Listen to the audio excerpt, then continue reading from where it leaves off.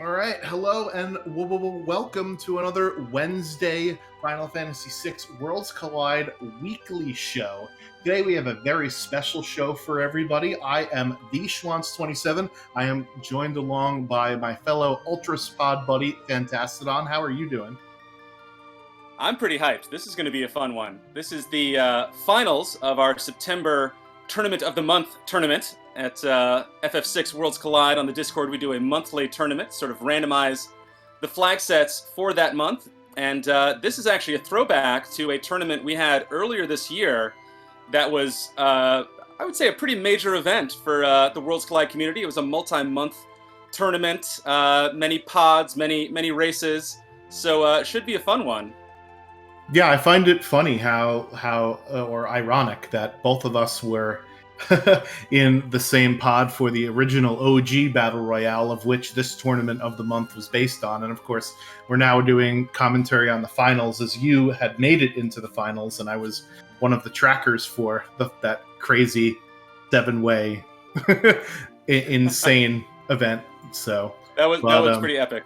yeah, it was definitely awesome. So what does the Battle Royale 2022 flags even mean, and what are we even doing here? So Final Fantasy VI Worlds Collide is sort of a an open-ended kind of Final Fantasy VI randomizer, the goal of which is the same as the goal in the base game, which is defeat Kefka. In order to unlock Final Kefka, you see on the screens here, we have to recruit 6 characters and find 9 Espers. We'll start with 3 characters, so we have to recruit 3 additional characters and find 9 Espers. And that's basically the goal of the game. Fantastodon, you want to give a rundown as to sort of, what the options are for our runners to get to that goal?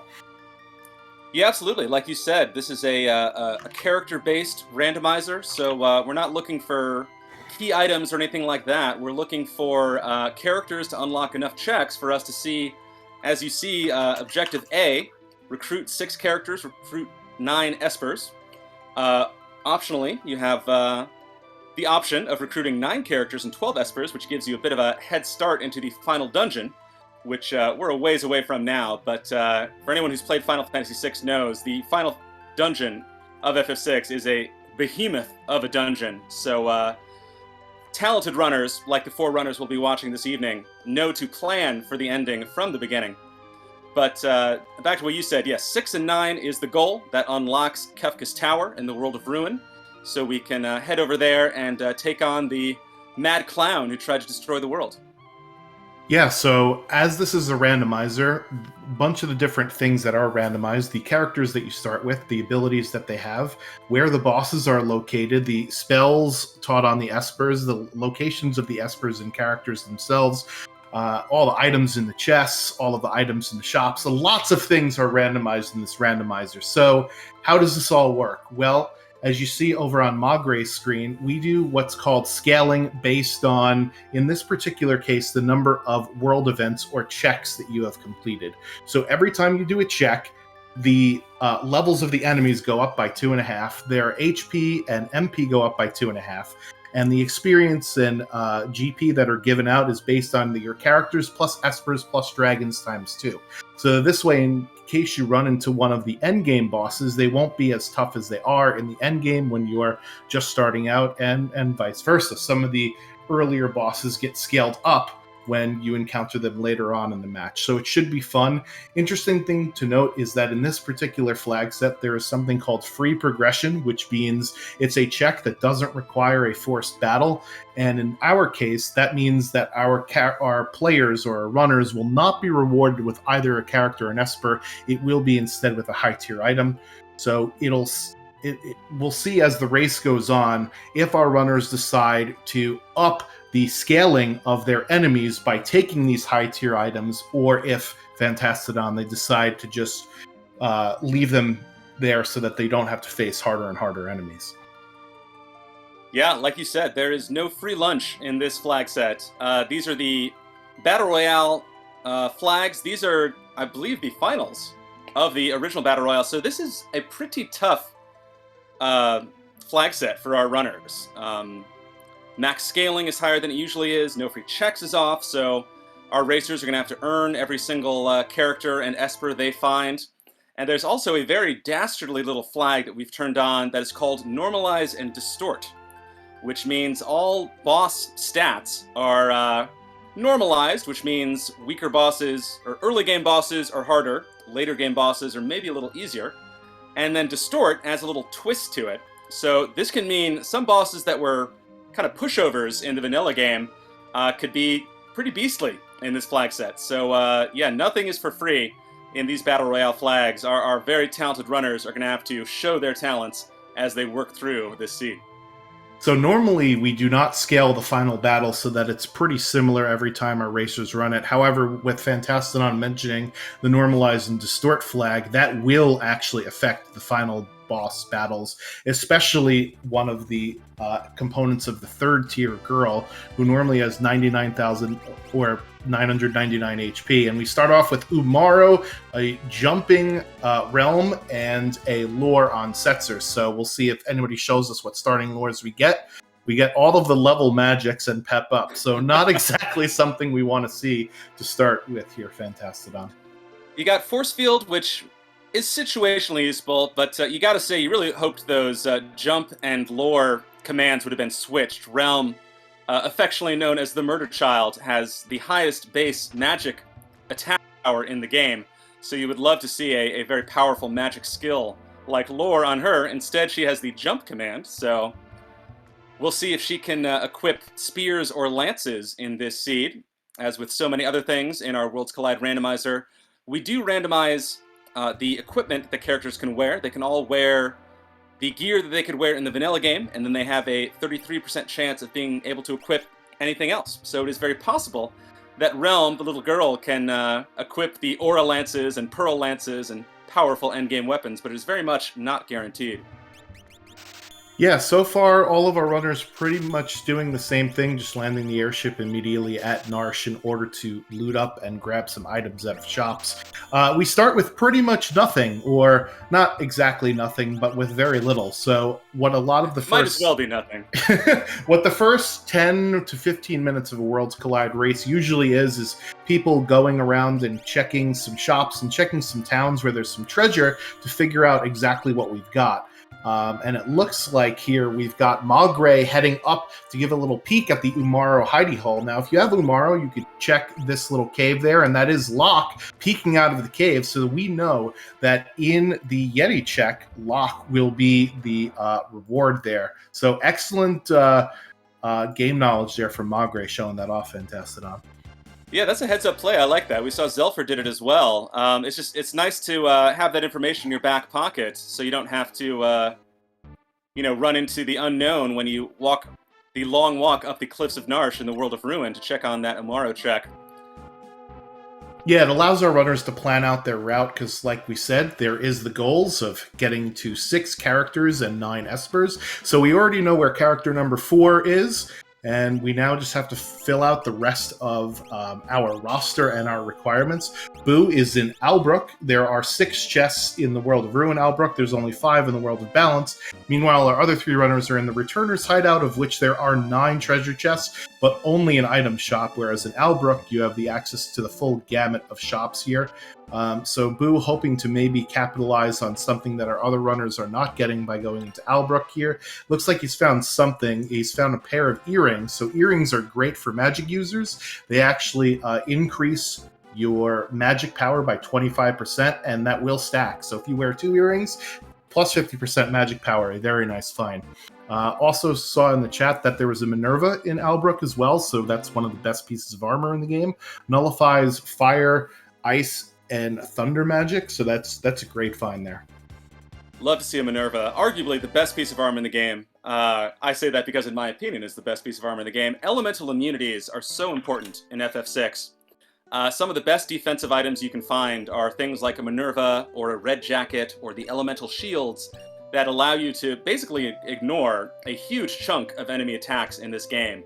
So finding that Minerva early on, hopefully it can be equipped on someone in the party, means that particular party member will be very, very well protected for the entirety of this seed.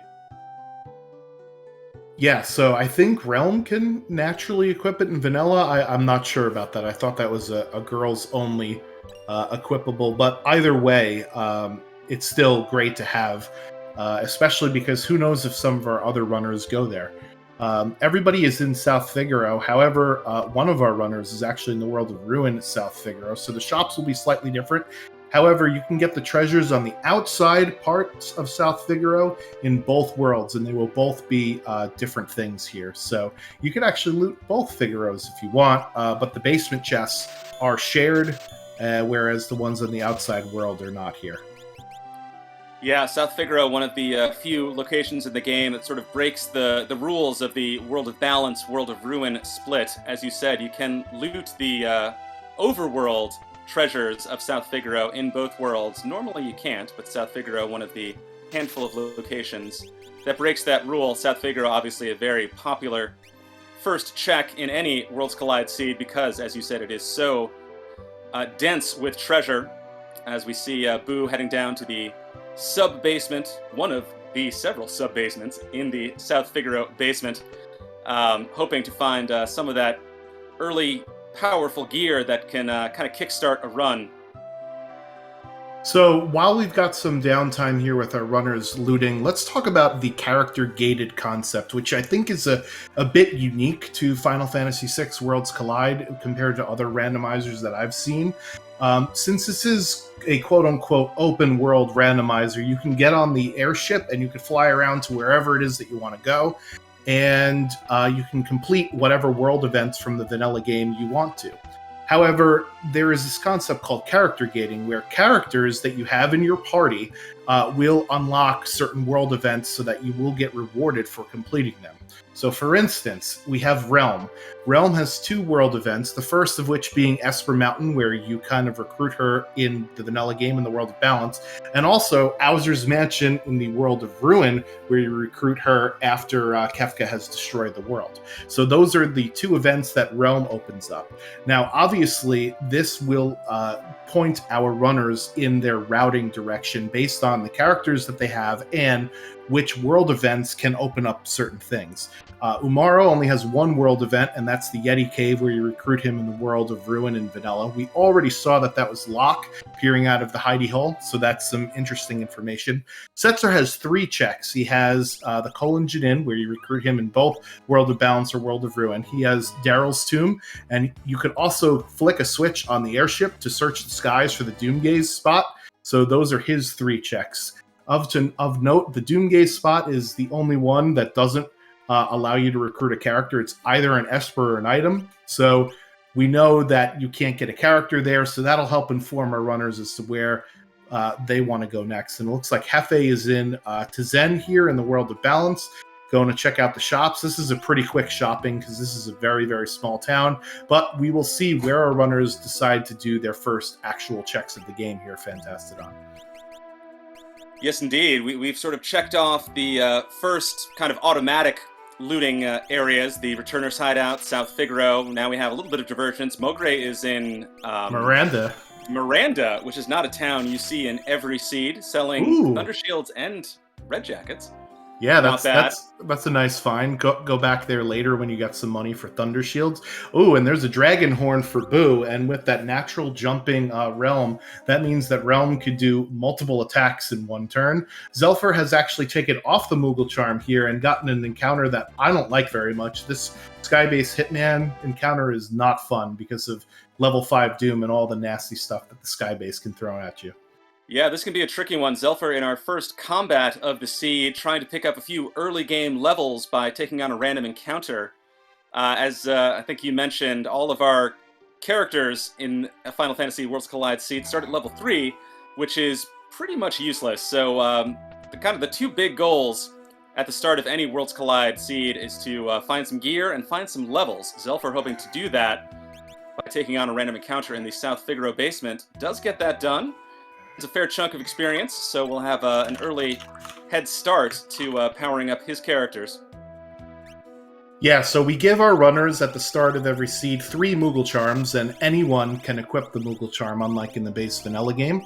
And this will allow you to basically walk around anywhere, including Kefka's Tower, without having to fight random encounters. However, you can always take off the Moogle Charm if you want to grind on some fights like Zelfer did here. And it looks like Magre is setting up for a Coliseum trip. And when you have Umaro to start, this is actually a great thing to try and dive to see what's in the Coliseum here. Yeah, I love this play by Mogre. Umaro is, of course, naturally berserked all the time, so you can never control him. In the Coliseum, you cannot control the character you send in.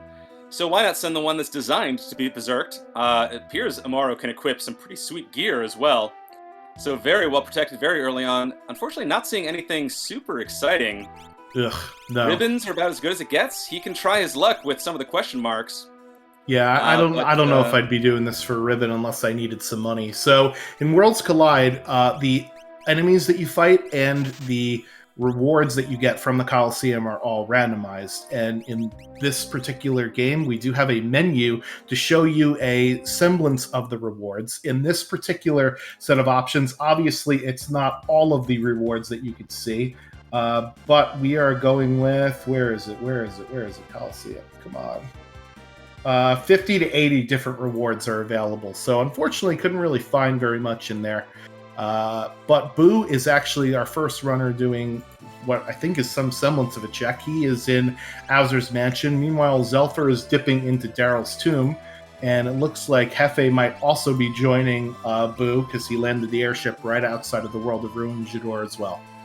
Yes, indeed. I like early Owzer's Mansion as a check. It does have at least 2 required random encounter fights, so an opportunity to get a little bit of experience under your belt. Does have a fair bit of chests as well, and does have the option for a few more fixed encounters, which again can earn you those crucial early levels in a seed. Meanwhile, as you mentioned, Zelfer over in Daryl's tomb, picking up some of the suspiciously convenient loot in Daryl's tomb. I always think it's funny that there are a few chests that are almost exactly in your path, very hard to miss, which obviously makes it pretty convenient in a race setting like this. Yeah, that red cap was not in a convenient chest, though. That one was all the way hidden in a wall. That is one of the only helmets that you actually want. It does increase some of your physical attack damage, as well as give you an extra 1/4 HP. Meanwhile, Hefe finds a force armor and a pot there.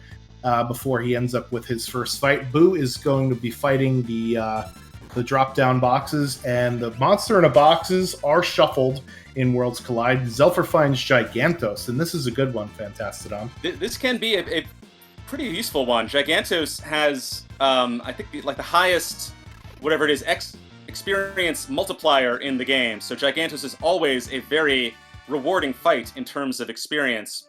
Something you're usually pretty happy to find as long as you can weather the storm of physical attacks, which Zelfer can do with Jumper Realm, making her presence felt.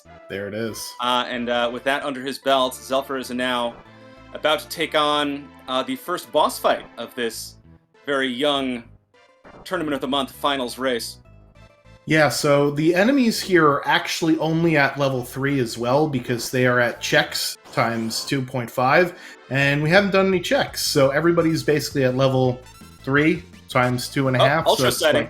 Double ultra setting. Wow. Boo and Zelfer both taking on our favorite 8-legged purple friend. Different versions of that. We were talking about the Ultros pod earlier, and it summoned Ultros. And Lincoln, you missed it. Boo takes down Ultros 1. That, I think, was Ultros 3 on Zelfer's screen. So pretty easy bosses, and that is Terra drawing the painting there, as well as the Magicite Ifrit for Zelfer. So that are our first 2 rewards here. Boo is rewarded with a Tools Terra, and didn't get to see what was on Ifrit yet, but remember the spells are all randomized. Terra is a great pickup to have, especially early, because of her Cave to the Sealed Gate check that will allow you to get all of the treasure in that treasure-dense location. Tools is also a nice consolation too. But many would call Terra best girl in FF6. She is an extremely powerful character, has great stats, can equip pretty much all of the gear you want, including that Minerva that we know that Boo has. The Terra in this seed we see also has natural magic, as she does in the vanilla game, which means she will passively learn spells. As she levels up, those exact spells and the exact levels that she learns them are, of course, randomized in this Worlds Collide Randomizer. But still an excellent pickup. Boo now taking on his second boss. It is Dullahan, who is an undead flaming skeleton being on a chariot driven by undead flaming skeletal horses, but is in fact not an undead enemy and is not weak to Pearl, actually uses a bunch of Pearl elemental attacks. But we will see if Boo has the firepower to take on this very scary Dullahan in the sky. Yeah, Dullahan is also floating too.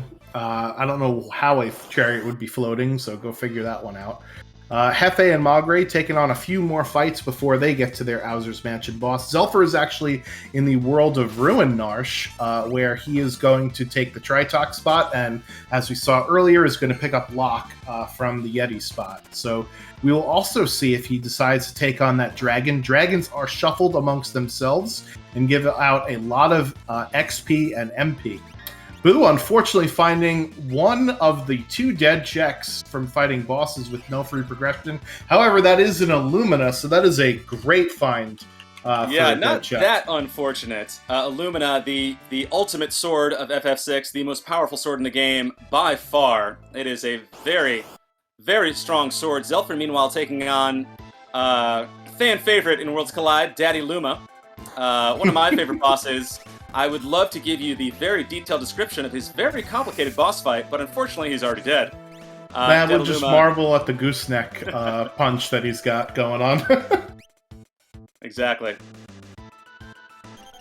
So yeah, here is the treasure room that we were talking about earlier with Boo, and it is an Esper for Zelfer, so that's Esper number 2, and we already know that Locke is behind Yeti, so he'll be at 4 and 2 once this part of World of Ruin is over, and that's a magic power +2 on that Esper as well. So good to find that one early. Absolutely, and Ifrit, his first Esper, also has magic power on it. So Zelfer is in very good position to supercharge some of his characters that are already actually very strong with magic power in Realm and Terra. Taking on another monster in a box. This is Spectre, so a little bit free experience for him. As Hefe is working his way towards the end of Owser's Mansion, will be rewarded with Terra for that. So, I don't know if you saw what Hefe did, but I want to point it out because it was amazing. Remember how we said, oh, Setzer's got all those useless level lures on him? Well, Presenter is susceptible to instant death, and he just happened to try level 5 Doom on Presenter, and of course that worked. So huge kudos to you, Hefe, for being heads up and realizing, doing some quick maths in your head, and realizing, hey, he might actually be at level 5 here. So that was pretty amazing. I just wanted to shout that out because that was really cool. Yeah, what a gamer. Way to go, Hefe. Oh my goddess. Oh my goddess, it's a goddess. Zelfer running into one of the 3 statue bosses. Statues are the 3 final bosses you fight in Final Fantasy VI before taking on the final battle itself, and Goddess is a pretty nasty one at that. Schwantz, what does Zelfer have to worry about in this fight? So, Goddess is she has very high magic defense, will absorb both Pearl and Thunder, is actually pretty weak to physical attacks. However, when you do a physical attack, you have a chance of proccing Love Token, which is a maneuver that allows... It's a maneuver that forces your allies to take physical attacks for Goddess. Thankfully, we found... as Yeti just threw Setzer into himself. So that's what you have to worry about. We did find some Thunder Shields, though, in the South Figaro basement, so... that'll at least help us out with some of her attacks. Meanwhile, it is a white dragon from Boo at the Caves of Narsh, and I don't think we've learned Mute yet, so this one is going to be a slog as well. Yeah, Boo taking on an early dragon. The 8 dragons are, of course, optional endgame bosses. By the way, GG to Zelfer, taking down Goddess. Well done, with all 3 characters alive, so we'll reap the experience rewards in that, as well as the magic power rewards. Learned Merton, I saw, so... that's good to know. And, of course, picks up, for Zelfer, his 4th character, which will be Locke, the quote-unquote treasure hunter. Yeah, so we've got at least 1 Minerva, we've got Thunder Shields, we've got Red Jackets for sale, and we've got Locke with Rage. And the great thing about getting Locke here in the World of Ruin is that you could just walk right on down and go to the weapon shop if you really wanted to. But remember, that weapon shop, unfortunately, will not... contain a Esper, it will only have a choice between 2 items, but a choice between 2 items is not nearly as bad as just one. So we'll see if he decides to go and check the weapon shop and or the cursed shield here. Hefe is at Esper Mountain, and what did we see running out? That is Mog. That is yet another character. So we know where 6 different characters are already in the seed is. That's exciting. Yeah, Mog, one of the unofficial mascots of FF6. Actually, I guess Mog probably is the official mascot of FX6. Hefe running into Atmo Weapon, the very scary 5-legged monster. Hopefully we'll have the tools to take care of this. Does have a few pretty powerful spells under his belt right now. Does have Flash, the tool that actually functions off of magic power. So very nice to have Terra with the Flash tool. Meanwhile, and as you see, Crack Boom, Atmo Weapon already down on Hefe's screen. Dadaluma making another appearance on Boo's screen. Won't last too long, even though he is such an interesting boss. Does have the most complicated boss script in the game. Would love to describe it, but he's already gone.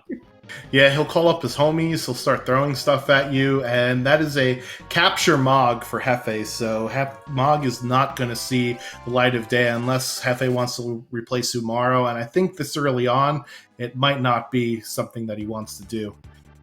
Meanwhile, Zelfer in I beat you to it. Yeah, Zelfer in the Phoenix Cave, working through one of Locke's checks, picking up some pretty decent loot. Found a Dragon Horn, found a Hero Ring.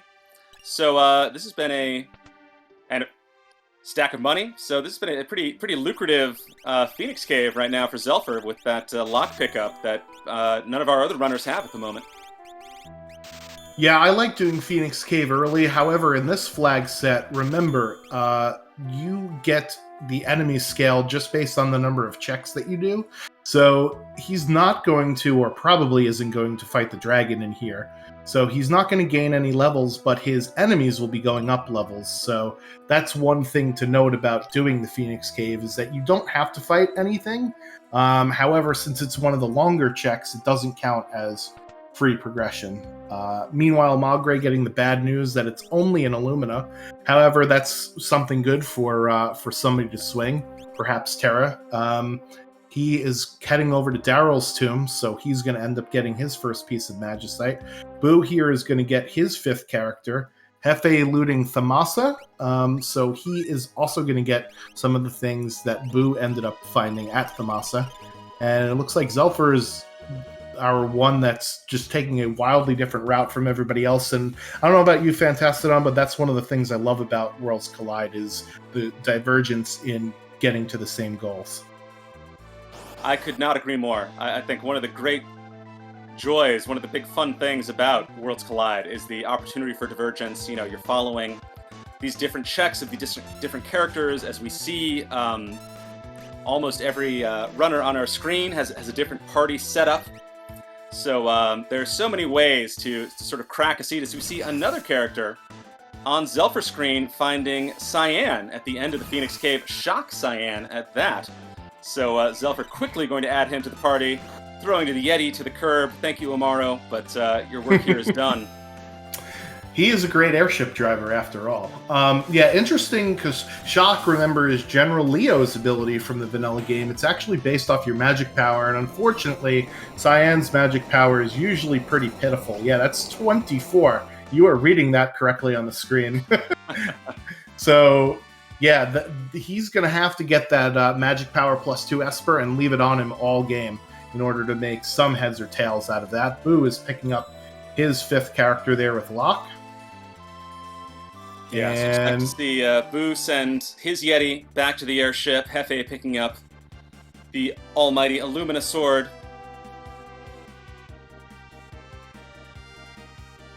And Magre is making their way through the Daryl's tomb. I hear things, but I don't see things. So give me 1 second, folks, and we'll try and figure out what the heck's going on here. Meanwhile, if you have any questions in the chat, just go ahead and ask them. We don't bite. We also have a Discord, ff6wc.com is the website. It's got a link to our Discord. In case you want to come and hang out with us here. Looks like Zelfer is going to be going through Cyan's Dream. And Boo is actually checking the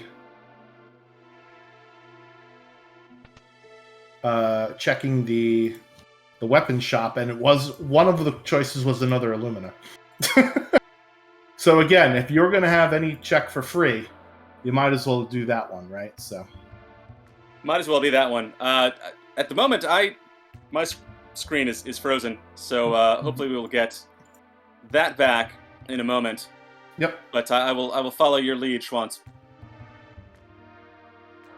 I'm just watching their streams on their actual streams. Ah, very clever. Very clever workaround.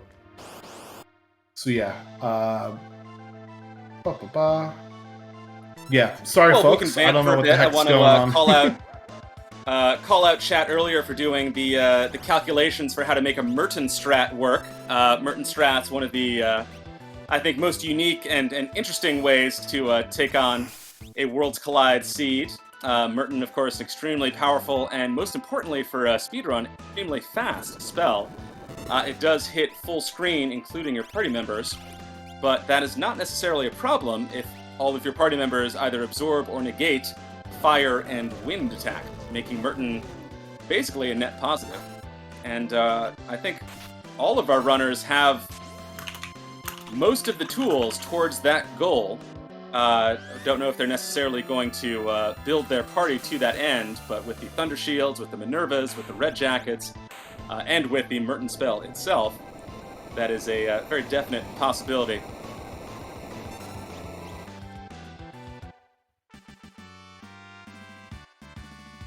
So that, I believe, was something down on somebody's screen for something. Let's see here. Oh, ping for help. There we go. Cool. So help is on the way, folks. I will update you, I guess, verbally of what's going on. Hefe is deciding between a Minerva and what's that, Lone Wolf. So he made the trek up after finding Mog. He let the Minerva die, and he's receiving a Magicite shout for that. Zelfer just defeated one of the bosses in the Dream, so he's in Cyan's Dream, which is one of Cyan's checks. Magre is fighting against the dragon here, and Boo has Gao somehow. That's Worlds Collide's diversions, baby. So many directions to go in. I don't know where he found Gao, but we found a Gao. I'm going to try and deduce it from his... Oh, it must have been at the South Figaro Cave. So I was going to say, yeah, it must have been the other lock check. Tons of characters. Here. So the stream is going to go dark for just a second, and we're going to be refreshing the display for all of you boys and girls out there. So thank you for being patient with us as Hefe is starting the Kefka Narsh fight, and it is a soldier sprite, so that means that it is not it's not a character. It is an Esper, an item, and with no free progression turned on, that means it's probably an Esper. Meanwhile, Zelfer takes down Flame Eater at Cyan's Dream number 2. So excellent job for him. He will get his next reward. He is at 5 characters and 3 Espers. Magre is taking on Dataluma here, the goose-necked one. And we've got Boo in Daryl's tomb. Yeah, I think we're back. I think I'm certainly seeing some action. Chat, let us know if you're seeing some action as well. But yeah, Zelfer just took down Flame Eater. Boo heading into Daryl's tomb, as you mentioned, with Gao in the lead. Mogre about to take on the Tritok Esper, and Hefe working through the very divisive Kefka and Narsh check. So we are back in action now. Big Daddy Llama back on the screen. Love to see it.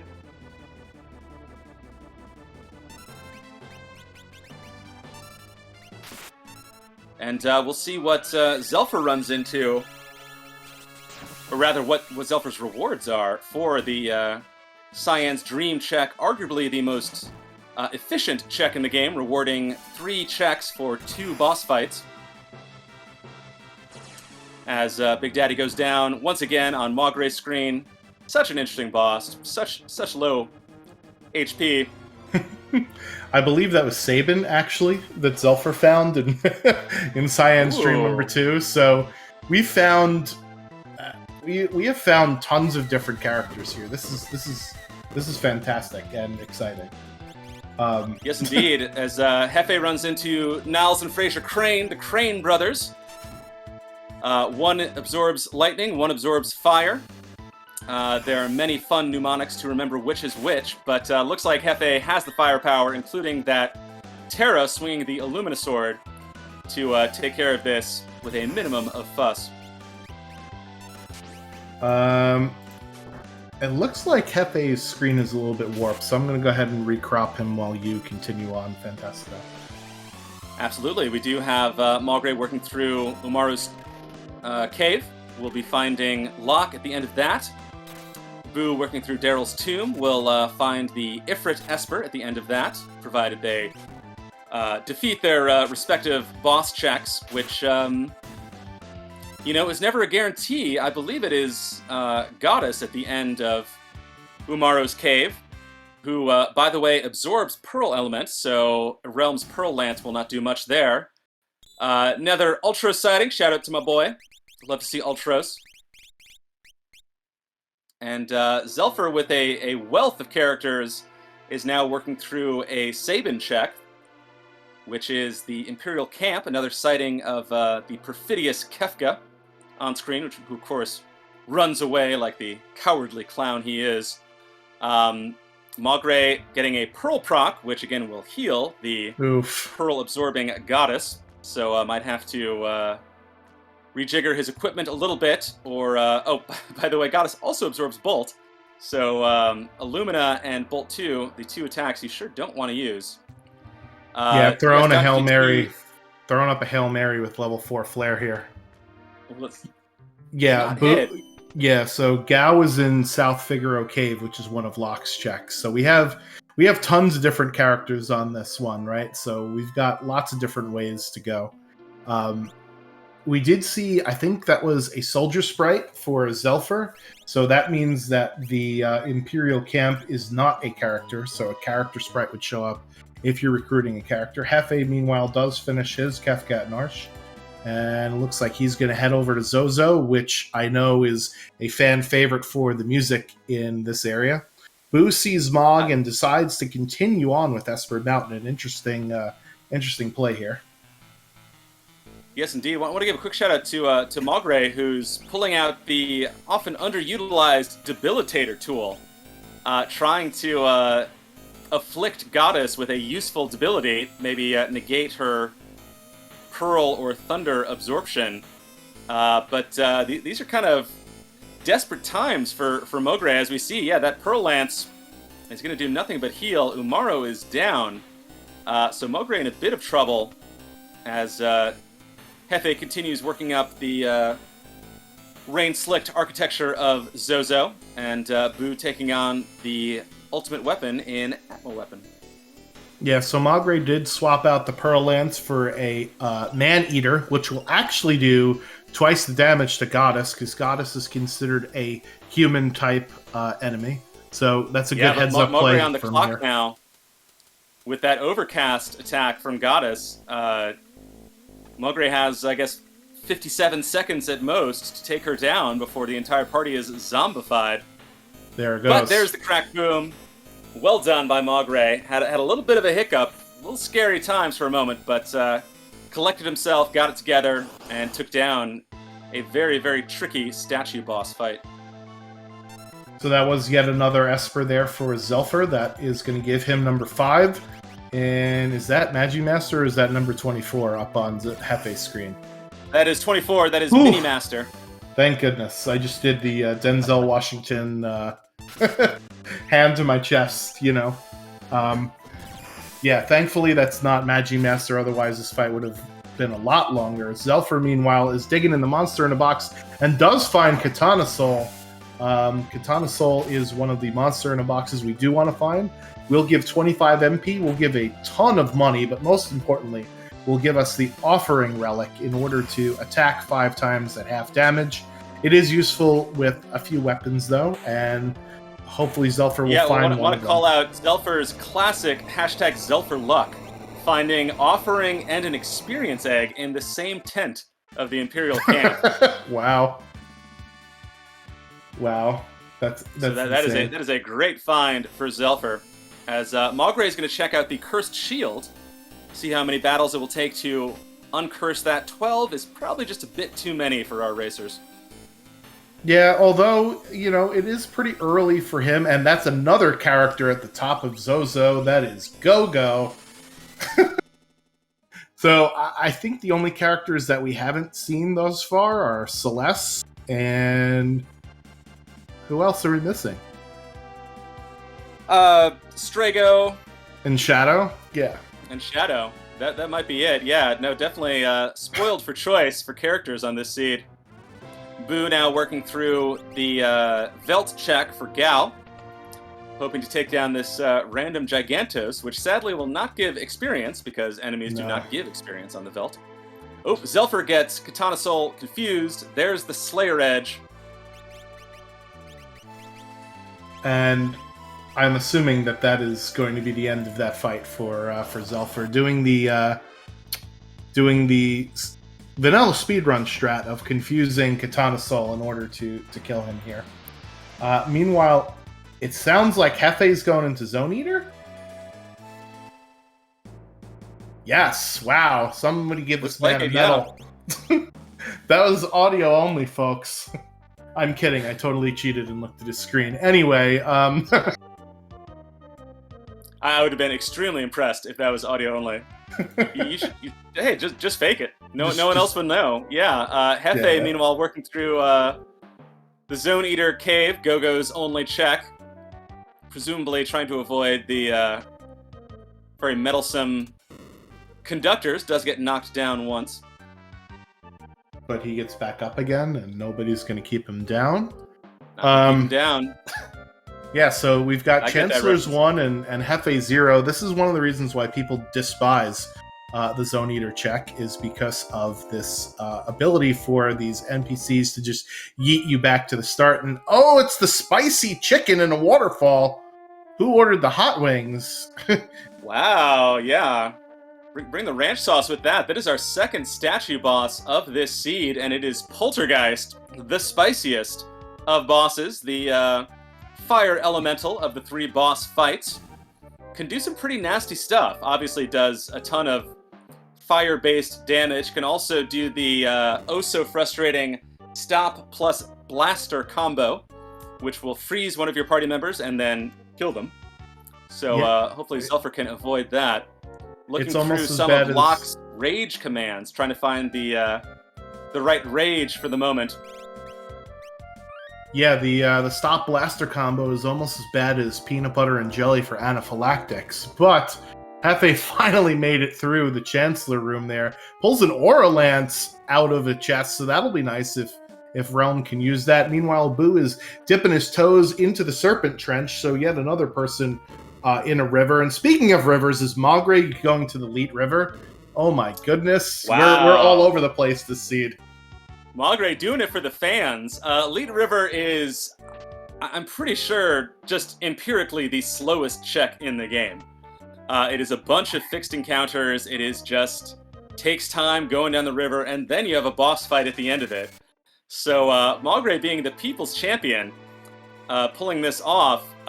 Do we have the?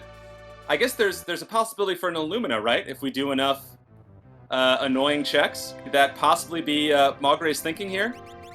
Yeah, so as part of the objectives for this Battle Royale flag set, if you do 3 of the Leet River, or Fanatic's Tower, or Phantom Train, or Opera House, or Phoenix Cave, you do get a free Illumina. And we have, or at least I think he does, yes, he does have Locke in his party, so we can go and do the Phoenix Cave. He does not yet have Sabin, but Sabin is available, so that will give us the Phantom Train. And we haven't found either Strago or Celeste, so We could Yeah, meanwhile, I want potentially to call out doing that. Zelfer in a bit of trouble with this Poltergeist fight. Saban is down. The rest of his characters are critical. So this is a kind of a nail-biter. Ooh, he gets There it. is the crack boom. Wow, just in Whew. the nick of time. Very nice.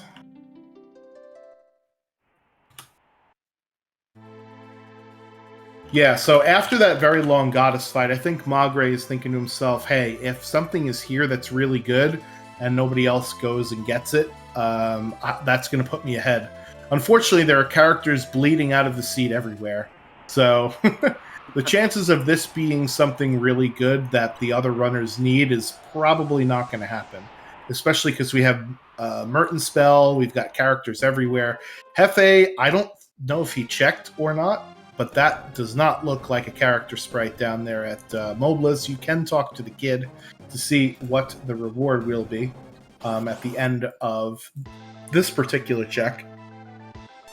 Always fight Fumbaba as the first boss, and then the second boss is going to be what it is. Meanwhile, Zelfer picks up Magicite number 6 from that spicy chicken, so numerically he is, I think, in the lead because he is got his 6 characters and just needs 3 or more Espers in order to unlock Final Kefka here. Yeah, meanwhile, Boo running into some of the level X magic enemies in the Serpent's Trench. Want to avoid those. They are all very dangerous, and they all award no experience, so they are all worth avoiding. Oh no, but, yeah, you called it a few minutes ago, and it is still true. Our 4 runners have taken drastically different tacks in this race. It's been very fun to see. So on Hefe's screen, fighting Welk. Unfortunately, he has Umaro as one of the 2 characters that weren't blown away. Thankfully, Umaro does attack the head and not the shell, but unfortunately, once the head goes into the Gru hole, all bets are off. So this is going to be a frustratingly long fight here for Hefe because Yeti is going to be doing Yeti stuff. Meanwhile, Boo is just finished with the Serpent's Trench, and what do we see on the docks here? It's Strago! Characters for days. He does have Sword Tech, though, and unfortunately, Boo does not have Cyan. So one of the things that happens when you do Cyan's Dream is you unlock all of the Sword Techs. So Cyan would be so much more powerful if Boo had access to Cyan. We know Cyan's in the seed somewhere. Was he Phoenix Cave? I think he was at Phoenix Cave. He was at the end of Phoenix Cave, that is correct. That's right. So Boo probably isn't going to end up going there unless he was really feeling spicy or wants to fight a dragon. Alert. Nelfer running into the Magimaster at the end of South Figaro Cave. Oh no. This could be a tricky one. Magimaster, widely considered to be the hardest boss in FF6. True to his name, does a ton of magical attacks. Has the wall change ability to become effectively immune to all but one element every time you hit him. Fortunately, that's when you break out the defense ignoring attacks, like the shock command. So Cyan showing his worth here on Zelfer's screen. Meanwhile, as Zelfer takes that on, Schwaz, I was curious to ask you, or maybe chat itself, what is the best possible thing that Mogre could find at the end of this Leet River? Because this is a very time-consuming check. Oh man, I don't know. We haven't seen Edgar either, have we? Haven't seen Edgar. Haven't seen Celis. Yeah, I think Shadow. I think Celeste would probably be the best thing here because you could do Magitech, which is usually get to at least 2 Espers in the first 2 checks. You could then do Opera House for that Illumina, right, as part of your trio to go and get that Illumina. So I think for him, he wants to see Celeste here in the Leet River. That would make the most sense. So if Magimaster is in fact in South Figaro Cave, that means that Boo already went through Magimaster earlier in the seed. Magimaster is a formidable foe, but he has a lot less HP earlier on than later on, and Zelfer getting through with his Magimaster fight there. Excellent job. Yeah, Zelfer get it done. earns that Gao addition to his party. Maugre also takes down their boss and finds the Alexander Esper. So, not a dead check, but maybe doesn't really, unlock the seed for Maugre the way they perhaps were hoping. But, who knows? Maybe this Esper is stacked. Though it's hard to get more stacked than that Shiva Esper that has Match Power +2 and Merton. Yeah, Quake and Haste is not going to do it for you.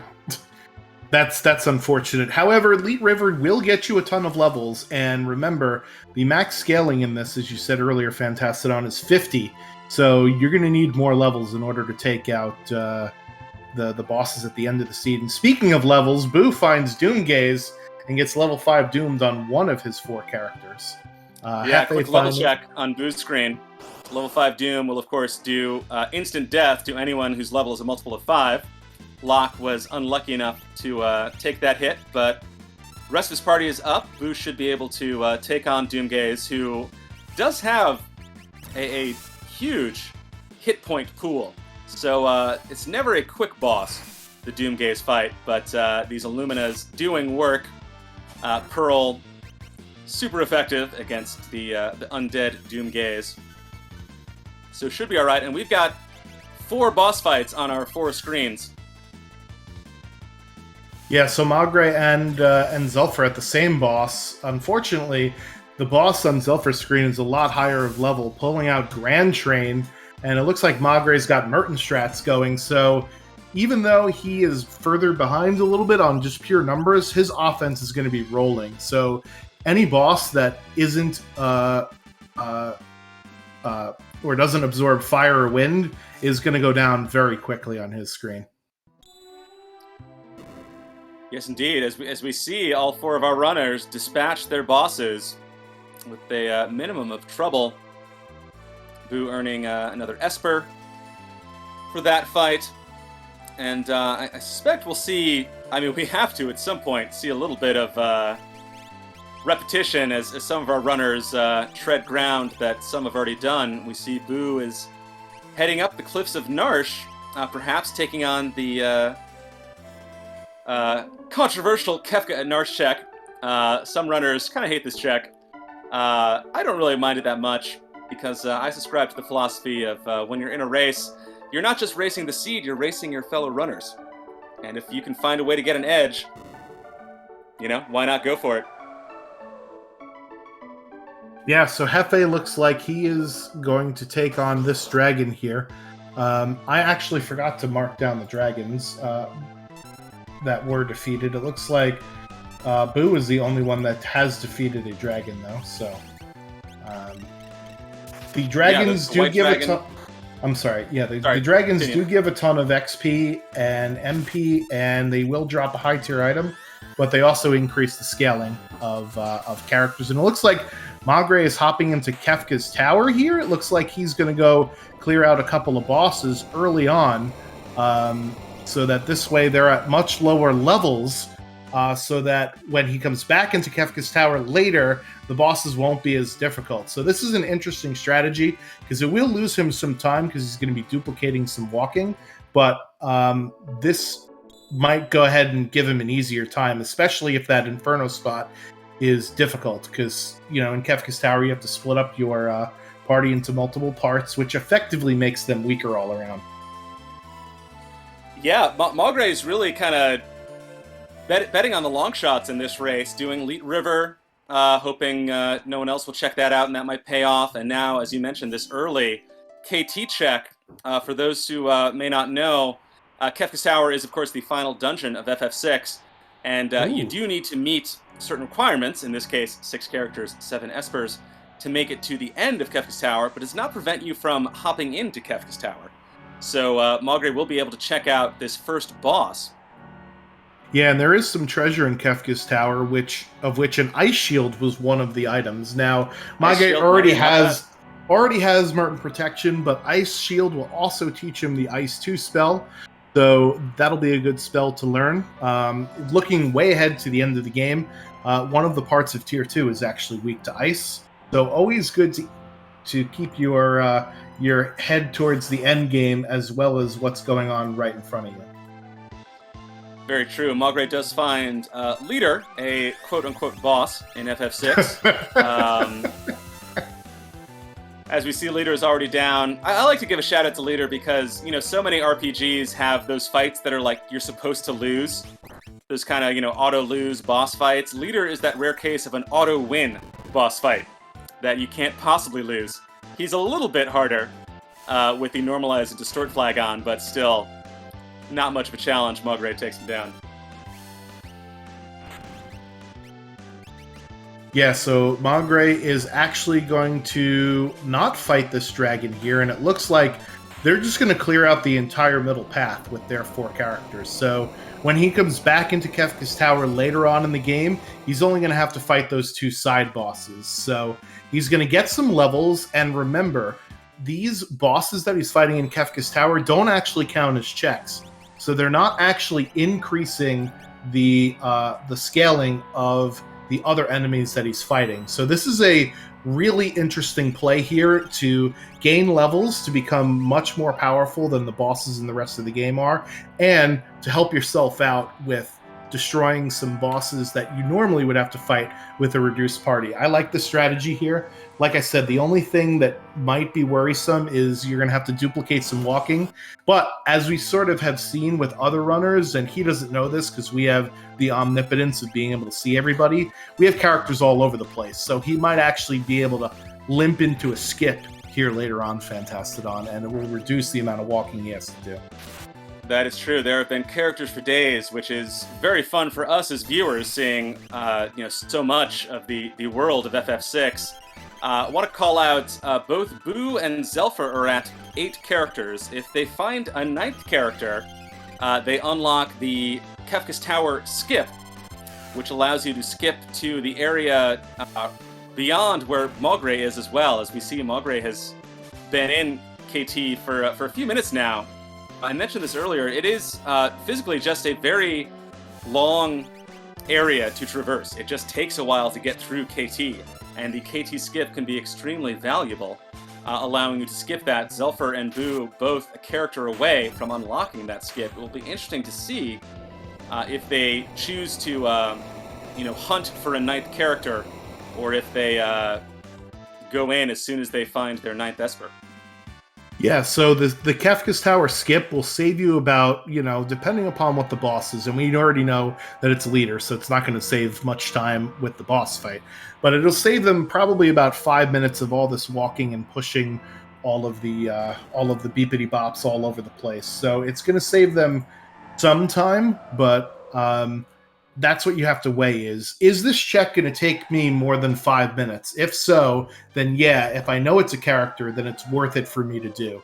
If it's not longer, or if it's going to take me longer than 5 minutes, then it's not really worth me doing a skip for it, right? That's sort of the gauge that you've got, and it looks like Boo is heading into the Phoenix Cave himself, so he will pick up character number 9 for his skip here. So even though Boo will have unlocked the skip, he has not unlocked Final Kefka yet, so he can't actually fight the last boss here. That is true, though Boo will be very happy to find his 9th character. As you mentioned, Magre taking down a boss, or taking on a boss that I find to be very dangerous when the normalize and distort flags are on the tentacles. Oh, yeah. This could be where Magre finds an advantage, as we see Magre having very little trouble taking down the tentacles with those oh-so-powerful Merton castings. But this is a boss that can get much, much harder if you don't have a full party. And so Magre being able to stack all of his characters in this one battle could give him an edge, as opposed to later on our other runners perhaps running into this with 3 or only 2 characters, where tentacles can really start to spiral out of control. Yeah, Tentacles is one of those bosses that is fine most of the time, except in Kefka's Tower, because you're fighting with a limited party. It either just takes too long, or they grab you and there's nothing you can do about it, and your secondary characters will die off really fast. So good to find the tentacles in Kefka's Tower with your full party. That's something you do want from Magre. And Hefe looks like he's going to take a reset here on Goddess, and it is the Ghost Train. Unfortunately, Magre does not have Sabin, who is vanilla in this seed. Sabin has Blitz, as we found out on Zelfer's screen. But one cast of Merton, and that is the train departing from this world. R.I.P. Ghost Train. Ghost Train, yeah, gotta hop on the Ghost Train to the other realm. Hefe giving us our last look at Big Daddy Luma, as Zelfer is gonna hop into the Serpent's Trench. This will reward Zelfer with his 9th character, presuming he is able to make it through the fixed encounters of the Serpent's Trench. Ooh, and Hefe did not save after fighting Dadaluma, the gooseneck fighter that he is. So he's going to have to do this fight again, which is not really a problem. But again, it's a little bit of a time loss here. And Magre is actually going to check out what is on either side. That's Atma on the left-hand side. That's going to be awful later on. Yeah, Atma, one of the vanilla Kefka's Tower bosses, a true endgame boss, will be fairly formidable in KT. So that's actually some nice intel for Magre, knowing how to build his parties for the final KT push. Boo, meanwhile, taking on another dragon. This is the blue dragon, which can be a tricky dragon. Yeah, there's not a lot of resistance to water in this game, aside from the Imp Gear, and that actually is the Three Stooges on the other side, so some pretty nasty Kefka's Tower bosses. So Magre avoids, or at least has the knowledge that those are going to be your bosses later on. So the Stooges you're going to want elemental damage and or protection against because they're fire, ice, and lightning based. And for Atma, you want stuff that is elemental damage, but not of the weirder elements, right? Because Atma will absorb the lesser common elements like Pearl and Poison. You want, again, to use like Fire. Merton, unfortunately, will not work on Atma because Atma will absorb Wind. And Boo takes down his second dragon there.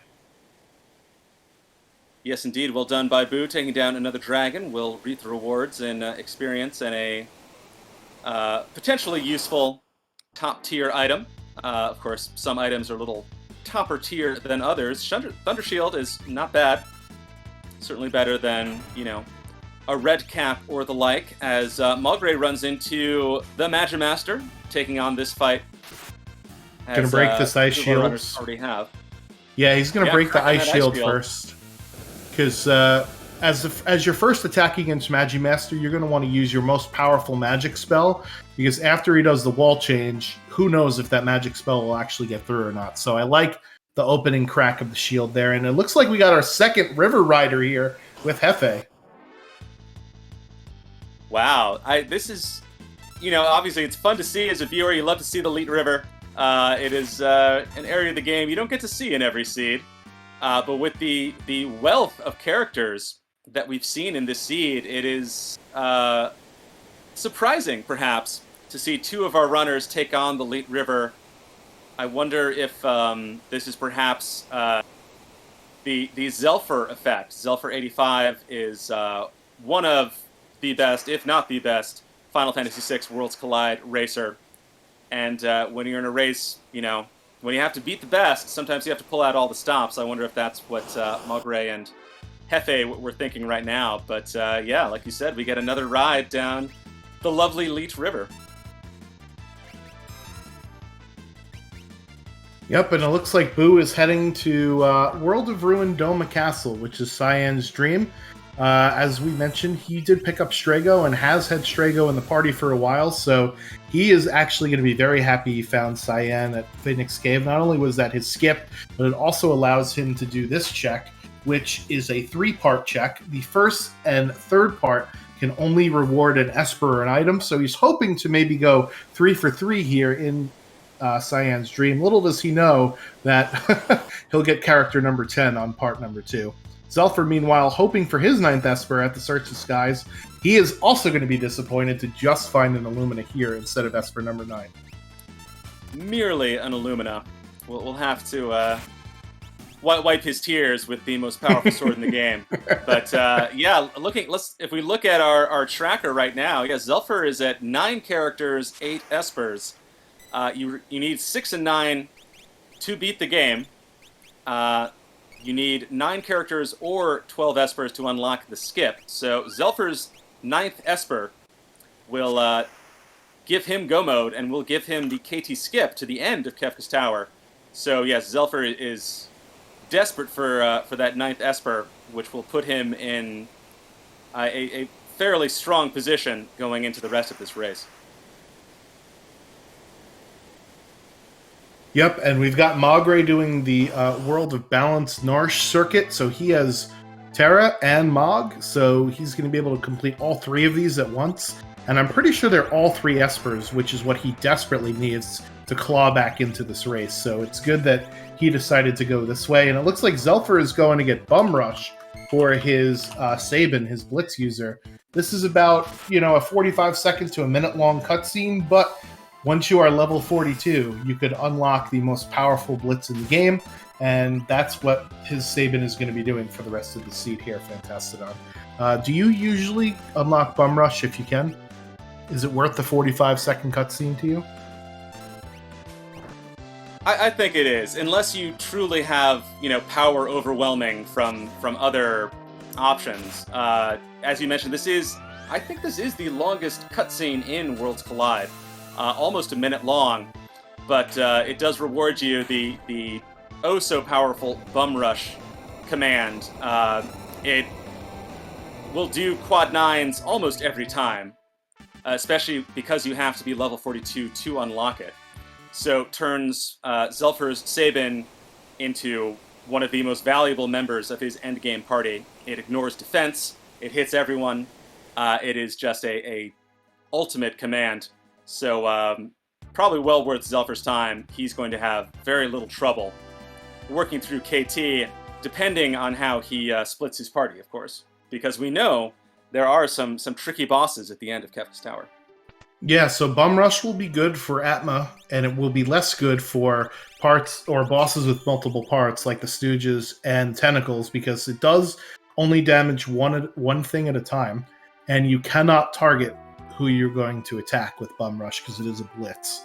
So that's the only caveat to Bum Rush, is that it's untargetable and it's only a single attack, not an AoE. So we'll see. I want to call out on Zelfer's side, the reason he was able to get Sabin to 42 is because he found that experience egg in the Imperial camp, which he was able to check because he found Sabin, which he's able to check because he found Cyan from his early Phoenix Cave play.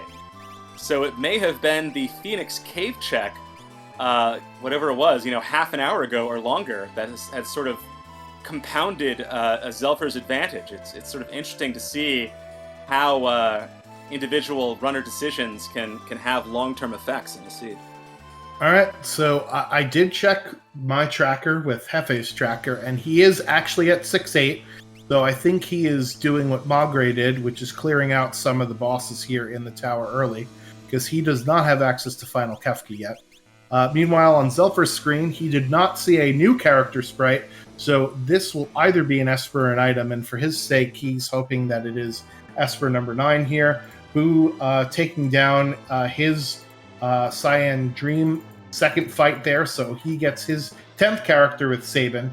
He will grab his 8th Esper on the throne, and if he just turns around into the other world, then he is right where Zelfer is, and lo and behold, we've taken a very windy and long road, the two of them, completely different routes to get there, but they're pretty much at the same spot, an hour and 2 minutes and 30 seconds in. Pretty nuts. It is amazing how that happens in Worlds Collide. One of the very fun things about this randomizer is you can take very different roads to arrive at the same destination. One thing I thought about, for Hefe at least, is that at 6 and 8, he's only an Esper away. So I wonder if he's making the decision of trying to clear out some bosses and then maybe check out the Tsen Thief to grab that 9th Esper. In this particular flag set, the Tsen Thief will raise boss levels by 10. So maybe he's hoping to clear out a few bosses, then grab the 9th one, then head back in. That But makes sense. Zelfer has unlocked KT. That was a 9th Esper, another Magic Power 2 Esper at that. So Zelfer is in go mode at 102 and 20-some seconds.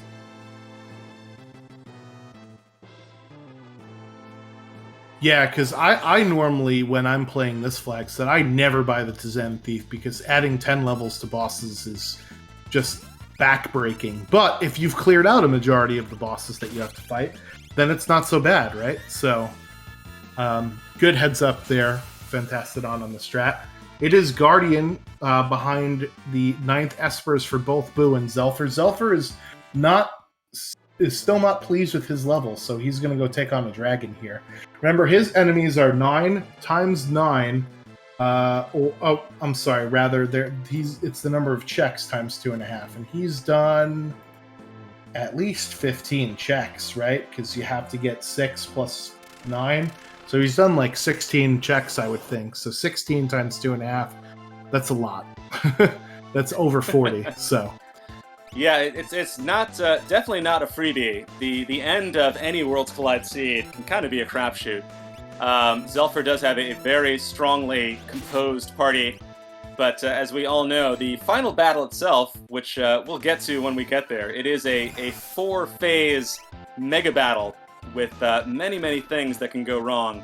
So not very surprised for Zelfer's side, picking up a dragon, trying to get some experience, trying to wring a few more levels out of his party. Boo, on the other hand, has already taken down 2 dragons, and will it unlock KT with this Esper?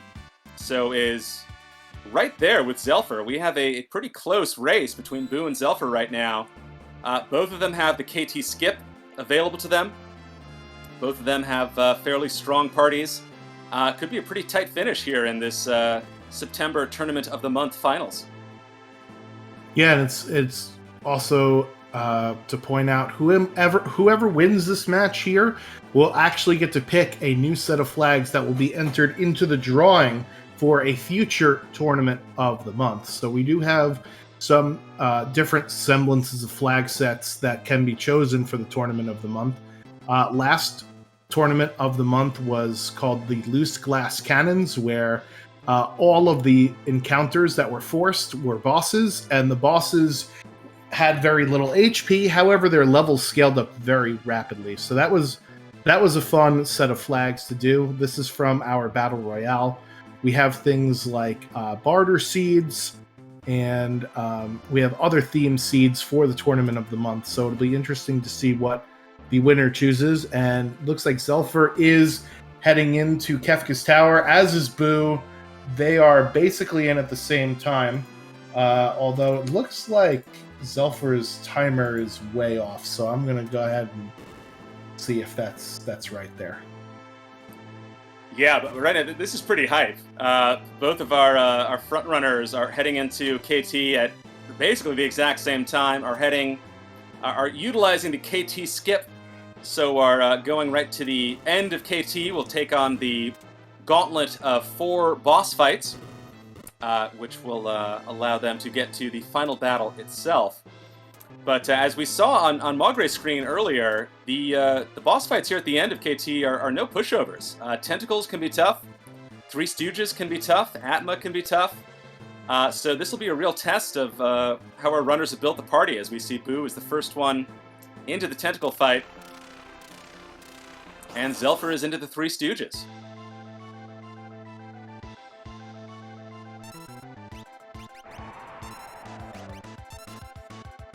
Boo, of course, does not have the Bum Rush command, so Sabin with Blitz, defaulting to the Aura Bolt. Boo does have a pretty decked-out Dragoon Realm build, though. We've had this Jump Realm since the beginning of the seed, and Boo has built her up fairly well, doing pretty decent damage. And, of course, one of the great benefits of the Jump command is that you cannot be attacked when you're not on screen. So Jump can also be a pretty powerful defensive command as well. Boo also having Terra with the Illumina Sword. Zelfer still has all 3 up, and looks like doesn't have... Well, he does have... He has Fire 3 and Bolt 3, does not have Ice 3. And in the Three Stooges fight, the Stooge you really want to take out is that top one. I believe that's Curly, the Fire Stooge, who casts fire, more importantly, casts Lightning 2, or Life 2 on their companions. So, got to take out the Fire Stooge first. We'll see if Zelf can get that done. Yep, meanwhile, the Tentacles fight that we did see from Magre is what Boo is doing here. Lots of nasty stuff that these tentacles can do between slowing you down and poisoning you. It looks like Zelfer is trying to kill off one of the Stooges. Remember, Normalize and Distort makes this fight a little bit more difficult than it normally is here.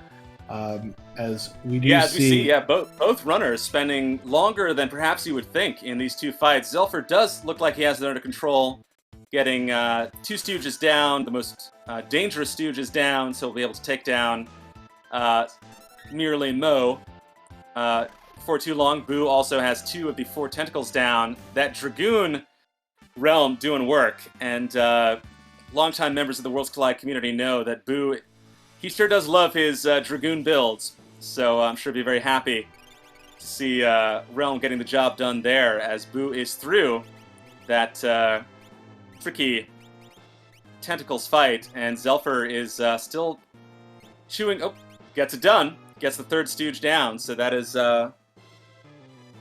1 boss fight apiece for our 2 frontrunners here in KT. Boo very kindly checking out Validation Check. Thank you for validating your run, Boo.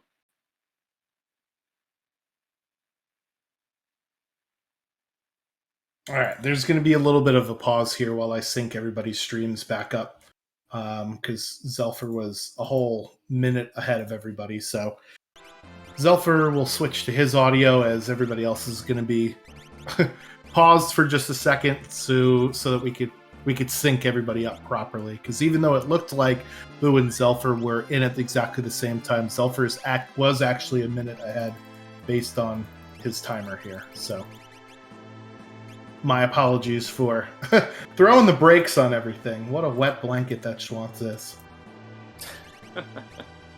Your commitment to the integrity of the seed is... The integrity of the stream is, laudable. I salute you, and I'm sure chat's behind you. Yep. So there are a lot of cool spells as Zelfer is looking through here. There is Mute. So Mute is definitely something that you want for your final boss. So that'll basically negate magic. And there we go. We basically got a resync now. There it is. All by the magic of beepity bops.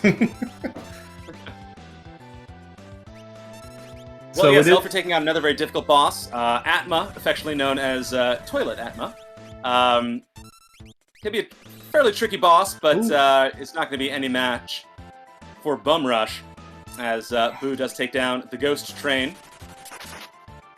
Yeah, meanwhile, the Ghost Train's wheel given some problems there. Wheel can hit like a truck. It is one of those, enemy attacks that you don't really think a lot about until it, smacks one of your party members for 2k damage, and down they go. Yeah, unfortunately, Sabin was dead during Boo's fight, so we're going to have to question why he did not bring Sabin back up and allow Sabin to suplex the train. Run has been invalidated.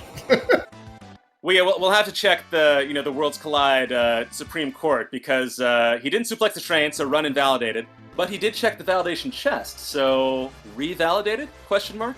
Yeah, we'll give him a half a validation point. Meanwhile, Evil Toot coming out on Hefe's screen, which is something that always scares me when I'm fighting Ghost Train, because that's really the one thing that can make this fight go unbelievably wrong. Magre, meanwhile, has been quietly just going ahead through his seed and progressing. He will pick up Esper number 9 here from the Velt check, rather. It just depends on if he's going to get it right after this fight. And there it is. So Magre is actually our 3rd person with unlock Kefka requirements. Because remember, that's good news Hefe. for Maugre, because as we've seen, he already did a lot of work in Kefka's Tower, sort of clearing the path, and does know what to expect in KT. So Maugre could make up a fair bit of time here. Yeah, and he'll make up even more time if he knows where a 9th character is. Yeah, the fighting bosses like Senior Behemoth and the White Dragon on the Veldt is not fun. At least the White Dragon will give you 50 magic points if you defeat the White Dragon without the reward, but yeah, it's pretty brutal.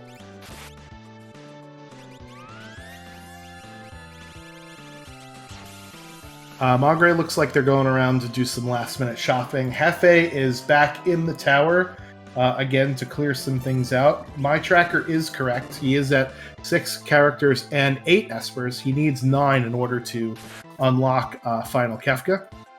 Meanwhile, both Boo and Zelfer are taking on, I believe, their last bosses prior to going to step on the switches.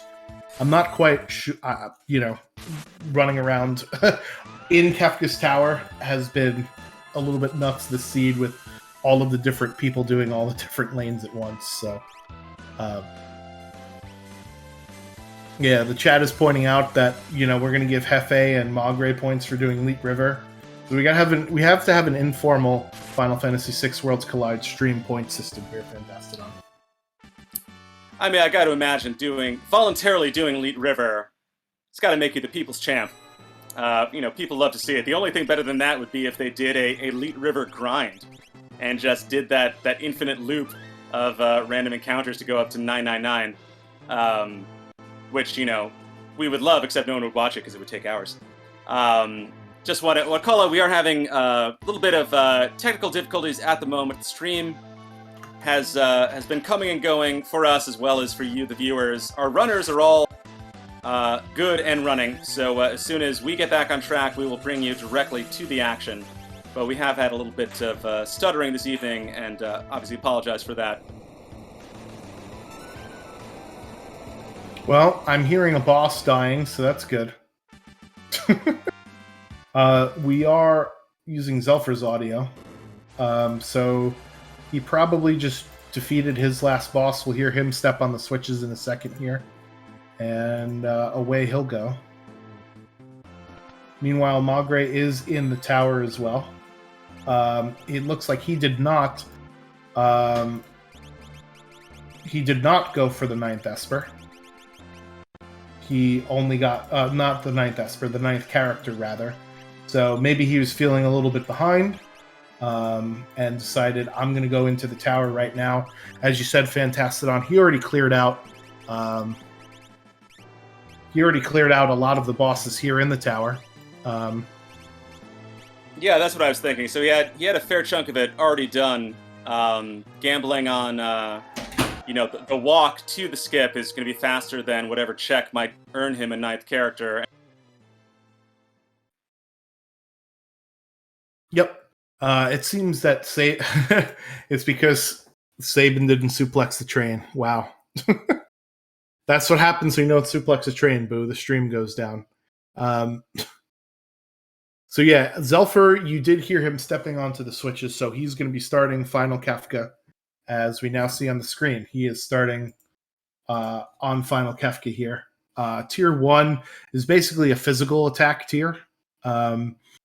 Will deal mostly physical damage. There are a couple of quote-unquote magic attacks that they do. There is Dread that will petrify one of your characters. There is Reverse Polarity that will change the rows of your characters. But other than that, it's all physical attacks. The head will death counter with Quake if he is left for last, so that's what we want to destroy first. And the longer arm is susceptible to instant death.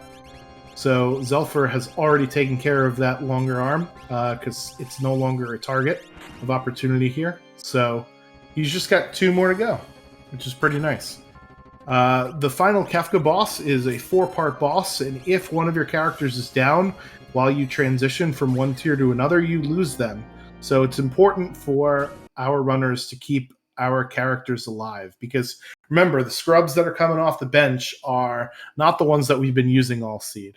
they've been relegated to second tier status, so they haven't really learned any spells. Sometimes they're not even equipped, right? So we don't want to have people die in between these tiers here, Fantastodon.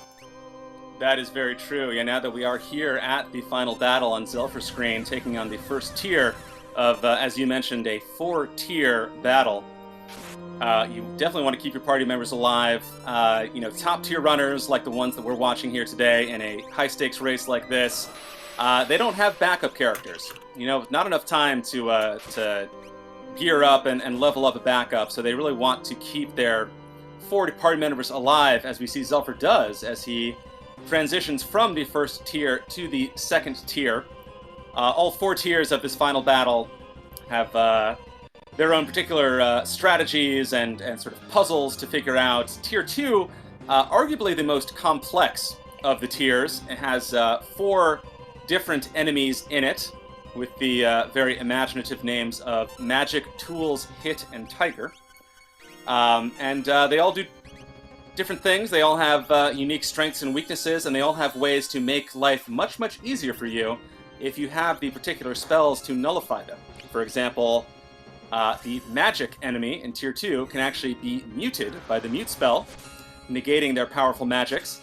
Tools can be hit by the instant death attacks, like, say, the Odin summon that we just saw on Zelpher's screen.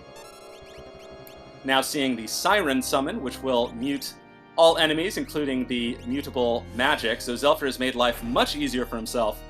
Now has 3 enemies to take down, including that muted and sort of neutered magic.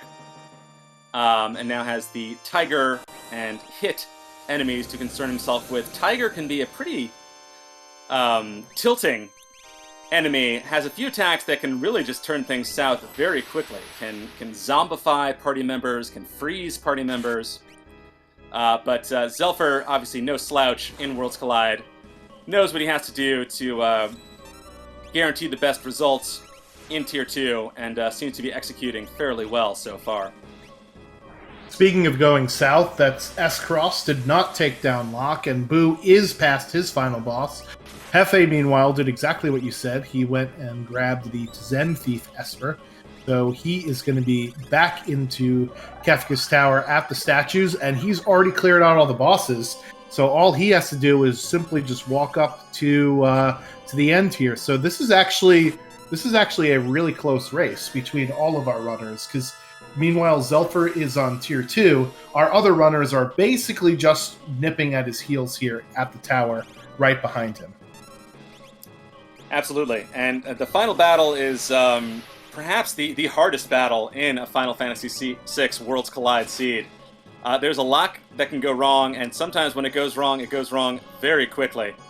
A double Meteo in Tier 3, or an unfortunate Zombify in Tier 2, and suddenly you're restarting, suddenly, you've lost 5 to 8 minutes, and suddenly it opens the door for some of your competitors. So Zelpher certainly in the lead here, but not at all out of the woods. Yeah, especially with Normalize and Distort on, that can really make... Oh, as we saw, look at that. Locke just killed Sabin. How rude. Well, I don't think Zelpher has a lot of healing spells, so that means Life 2 could be your best healing spell. The unconventional healing of, killing low health party members to revive them at full health. Yep, and then he does Life 2 into Mantra. So Mantra is a healing spell that will heal your party for whatever the Mantra user's HP is, divided evenly amongst his party. So 1 full health Sabin plus 2 Mantra casts means your party is now back up to full health. So awesome display of game knowledge there from Zelpher. Very, very smart play, though it must be said, anytime you're relying on Mantra, you don't have a lot of healing in the bank. So, like you said, heads up play, but could be a little scary. Boo has to reset from the 3 Stooges, so that might lose a little time as Mogre takes down Atma. So we'll see who gets second into the final battle. But Zelpher now up to Tier 3, taking on 2 enemies. That would be Sleep and Lady. Sleep is the reclining fellow you will see in front, and Lady is the feminine, angelic figure behind him. You want to take out Lady first. She will heal herself and sleep for quad 9s all the time. She is it immune or absorbs all elements? Absorbs all elements, yeah. Absorbs, yeah. So it has to be hit with non-elemental attacks. Fortunately, Bum Rush is one of them. Well, one thing to note with Normalize and Distort on, that means that Lady's HP could be above triple or quad 9s. Remember, that's a good point, as we see a Bahamut summon from Zelfer, pulling out a non-elemental damaging Esper summon. Yep, he did get lucky with the Bum Rush onto Girl, but Girl is still alive even after 999 plus a Bahamut summon. That might have done it there. Nope, one more swing, and that is finally Girl down. So you see that it took almost twice as much health to kill Girl as it does normal. So very interesting to see. Meanwhile, we've got a double Three Stooges fight.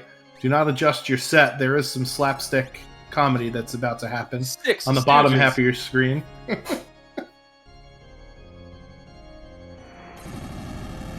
So yeah, the other thing about a good call out going back to the normalize and distort flags, especially with the higher max level cap, does mean that these final few boss fights for Zelfer and for the rest of our runners are going to be even more difficult than in a typical Worlds Collide seed. So yeah, that means this sleep is going to take a while to put down. That means sleep is going to be in sort of the danger zone, the low health area when he pulls out some very scary attacks for longer. Ooh. Yeah, so Medio. One of the things that Normalize and Distort does, and maybe you didn't see it as much there on that Medio cast, but Medio will hit for a lot more. One of the things that Normalize and Distort does is Boo is going to have to take another reset. Stop getting stoned, you old man. One of the things that it does is it messes around with the magic power of enemies. So sometimes those Meteos will be close to what they are in vanilla, and other times they'll hit like a truck. And with this seed, they were a little bit stronger, but still not as strong as some of the other Normalize and Distort seeds that I have seen. So Boo's stumbles to the Stooges. I'm sorry. It has been a difficult seed. It has been a very well-run seed by our runners. And here at 1 hour and 24 minutes, Zelfer is the first to make it to the top of the 4-tier mega battle to take on the final boss of FF6, the Mad Clown, the man who destroyed the world. In my opinion, one of the most lovable and hateable bosses in the Final Fantasy series. It is Kefka himself. Starting off with some quad 9 attacks with that Fire 3 and that Bum Rush. So Zelfer pulling out some big numbers early on. Oh my goodness, and big numbers from Locke with the Illumina as well. Yeah, so this Kefka fight, 60,000 HP. When he gets underneath 30,000 HP, we'll start countering with things like Hyperdrive, and once he gets under 10,000 HP, has a chance to counter with Ultima, which will definitely wipe the party. But before that, he usually takes Fallen One after his first turn, unless you've gotten him below that 30,000 HP threshold, which will reduce your party's HP to 1. I didn't see that happen, so that must mean that Zelford got over 30,000 HP off of Kefka in the first turn or so. When he charges up for damage off that. Yeah, so now he's charging up for his ultimate attack called Goner, and he will not counterattack during this phase. So that's where you're seeing the shields coming out and all of the other most strongest abilities here. Meanwhile, Magre, as Zelfer gets the Crack Pow, 226-16 rather, is his official time. Get your GGs in chat for Zelfer. Meanwhile, Magre, who bodied Kefka. What a battle. Meanwhile, Magre, who was trailing on a pure numbers for most of this seed before clearing out Kefka's tower and catching up at the end, is actually our second person up to face Kefka. So that just goes to show you that Magre's strategy here definitely paid off for him there, Cotton. Yeah, no kidding. We saw Magre do that early KT dip. Cleared out some of the bosses, made it much easier for him to make it through to the final battle itself. Boo has had bit of trouble with the Three Stooges, who can be very troublesome bosses. But yeah, Mogre doing big numbers now, has been utilizing those Merton strats that are always fun to see. Doing, what was that, quad 9, 7 something and change, almost 30,000 damage in one spell. So good stuff. Yep, meanwhile, Boo does finally take down his Stooges, so he will be where Hefe is in just a second, taking on his final Kefka. And we are joined by the Tournament of the Month September winner, Zelfer. Congratulations. Excellent job with this seed. Thank you. Very much appreciated. So you were the original Battle Royale 22 champion, were you not? Is this kind of a victory lap for you? That's exactly true. I did happen to win the Battle Royale last time, so this is just, I'm gonna take this while Retaining I have it. your crown. That's right. I had to fight hard for it, though. Yeah, how'd you feel about this seed? I was a little nervous in the beginning when I wasn't really sure how I was gonna kill things, but as things kept on progressing, I started to feel better and better and better. So yeah, worried for the first half, and then, gaining the confidence that I was going along. Yeah, so there was a lot of different things that happened in the seed, but there were characters pretty much oozing out of pores everywhere. I think the only characters that we did not see were Shadow and Edgar. When you have a seed with this many characters, does it sort of overwhelm you? Or do you just think to yourself, well, I can get skipped pretty easily. Let me just focus on where the Espers could be. Nope. Definitely overwhelming. I definitely prefer to get it like in equal spurts. So when I get a lot of characters, I'm like, oh no. It's a little easier if you just need to hunt for Espers. Because there are some checks that are just Esper only checks, but Right. When you get the extra characters, it's like, do I go for skip? Do I just cut my losses? I don't know what's guaranteed. I try to keep like peekable checks at the end, so I could have that option. But there were too many characters, so I didn't need to worry about that. I just needed to get the Esper at the end, and then I was okay. Yeah, so I think part of the strategy that broke your seed open for you was you ended up going to get Locke early, which you did peek at the Umaro hidey hole in the World of Balance, right? That led you to the Phoenix Cave, which got you to Cyan, which then led you to Cyan's Dream, which got you Sabin, and then Sabin led you to the Imperial Camp with both the Katana Soul and the Experience Egg in the tent. And unfortunately for Mogre, he's gonna have to go back to square one on his fight. Oh no! Here. Oh no! Yeah, I didn't quite catch it, but it was tier 2 being tier 2, so that's really all you need to say. But anyway, as I was talking about, so you did end up getting Sabin with Vanilla Blitz with Bum Rush. So whenever you see Experience Egg with a Blitz user, are you automatically thinking Bum Rush in your mind? Yep, every single time, all the time. I love Bum Rush, and I will do everything in my power to get it. So. Yeah, that's exactly what I was thinking. And we had a magic power Esper, to boost that Bum Rush too. Oh, sure. Just bring it all. Yeah. Yeah. And, Once the stars collide like that, it's very exciting to see. I think one question, something that was a big point of divergence that worked in your favor, was heading to Phoenix Cave over some of the other checks, particularly over the Figaro Cave lock check. What made you decide to check out Phoenix Cave first? Right in the beginning, I had decent levels. I grinded a bit, got a couple levels. I checked them off in Embarcadero's Tomb, had Gigantos there, so my levels were really high. I wasn't really worried about progression at that point, so I figured, let me take a free check now.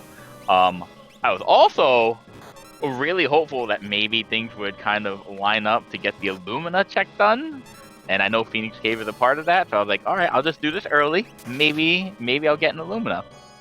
And I did not get that Illumina, but I found a different Illumina, so it's okay. Yeah, that was the Illumina on the Search the Skies spot, which I know that at least one or two of our runners were hoping that it was going to be their 9th Esper, and it turned out not to be. So another interesting strategy that you had, and I haven't seen anybody else do this before, but without some sort of healing spells, because remember, in Worlds Collide, the magic spells that you get taught on Espers are randomized. You decided to kill off Sabin, revive him with Life 2 to get him to full health, and then use Mantra to heal the rest of your party. So was that something you had ever thought about doing before, or was it just desperate times, dig into my bag of tricks, and here you go? Literally have never had to do that in that order in a seed before, ever. I am a fan of Mantra, so I will use that to heal. Usually I have like Cure 2 or Cure 3 or a stack of X potions or a stack of elixirs or something else to do it. But in the Discord, I feel like every couple weeks or so, somebody's like, "Yep, Life 2 is the best cure spell sometimes," and I just really took that to heart this time. Hopefully, I don't have to do that again. That was pretty I had to read for that one. I said it in the commentary. Anytime you're relying on Mantra for your healing, you know you're low on items. By the way, quick shout out for those who maybe don't use Mantra a lot. It also cures statuses, so keep that in your back pocket. Yeah, it's great. It's great against Strain. Yep, there you go. Thank you. So yeah, I think you touched on all the points that I wanted to bring up. Fantastodon, do you have anything else for Zelfer here? Well, my last question would be, and you know, no spoilers, please, but as the September Tournament of the Month champion, you get to choose the flag set for October. Are there any particular flag sets that pique your interest? Well, so I didn't think about it at all, because I really wasn't confident that I was going to win again, so I was just like, whatever, if I happen to win, I'll figure it out, and, well, now I have to figure it out, so I don't even have an idea. I guess I'm just gonna have to brainstorm, when I get off of work one day, and do it before Double Down gets mad at me. Or when in doubt, just spin the wheel. Yeah, or if you want, just pick a random preset. You know, that's actually not a bad idea. Random preset? I know Seabot's got a lot of them. Yeah, I was brainstorming in the shower yesterday, and I wasn't even in the finals. I'm like, oh, I have an idea for what a seed I could do is. So, if you need an idea, you could always hit me up. I might take you up on that. We'll see how I feel tomorrow. So yeah, any other thoughts on the tournament in general? Just thank you very much to Double Down for putting these tournament of the months. Having that random nature happen, so you know something different happens every time. Is great. A month is like just a nice quick thing to do as time progresses. I'm a very big fan, so thank you very much to all the participants, and especially the Double Down for setting it up. And thank you guys for the restream crew so actually people get to see it and see how it goes. Thank you very much. I'm appreciative. Yep, no problem, Zelfer. Again, congratulations on your W and your 2-peat. We'll see if you can do it again next month, or if someone else decides to step up to the plate, and we'll catch you on the next one. Sounds very good. Have a good night, guys. Thank you. All right, bye-bye. So, just from listening, we are at the Tier 3 music, so Hefe is on to Tier 3. That was definitely a train. You didn't hear the choo-choo or the conductor asking where's your tickets at? I was too deep in the weeds thinking about October's tournament, but we're still here in September. We're still looking for a silver medalist here, and and we have dealing with some stream issues, and apologize for that. But the sharp-eared Schwantz knows that it is Hefe who is now in second place, up to Tier 3, and hopefully we'll get to see if Hefe has a come-from-behind second place finish. Again, we are currently dealing with a frozen stream on our end. The runners are all up and running, and we'll expect a second place finish not too long from now. But would be very surprised or not surprised, but would be very impressed by Hefe making it through, as we see, ascending to the clouds, to Tier 4, taking on Kefka. Hefe was, I believe, the fourth person in our 4-player final to make it to Kefka's Tower. So doing great work, leapfrogging Boo and Mogre, and now taking on Kefka with shout out to the 3000 HP Umaro. Oh no! In Hefe's party. Yo, and Umaro off the bat doing some damage. Yep. Love to see the Yeti make it all the way to the final battle. Umaro's never afraid to say hi to any of his enemies, so this will be interesting. One of the reasons why you don't like to see Yeti in the final battle is because he will proc all sorts of weird retaliatory things, as Realm unfortunately eats a calmness for Boo. Thankfully, he does get to hold on to Strago, who did have a timer of 0-0 above him. That could have been very close there for him. And Mogre, unfortunately, takes a quarter for everybody. Is that $1? Meanwhile, we get to get a peek of some of the strats that Hefe has been using in this final battle climb, and it is Realm with Quick and Merton. So look at that. Realm cast Quick on herself, pulled out a Quick Merton, and then leaps into the sky. So he's got a hybrid Realm here doing big numbers on Final Kefka. Fun to see. Yeah, so Quick will allow you to take 2 turns in a row, so we decided to use 1 turn for Merton, and then the second turn for some pogo action here. So very, very exciting.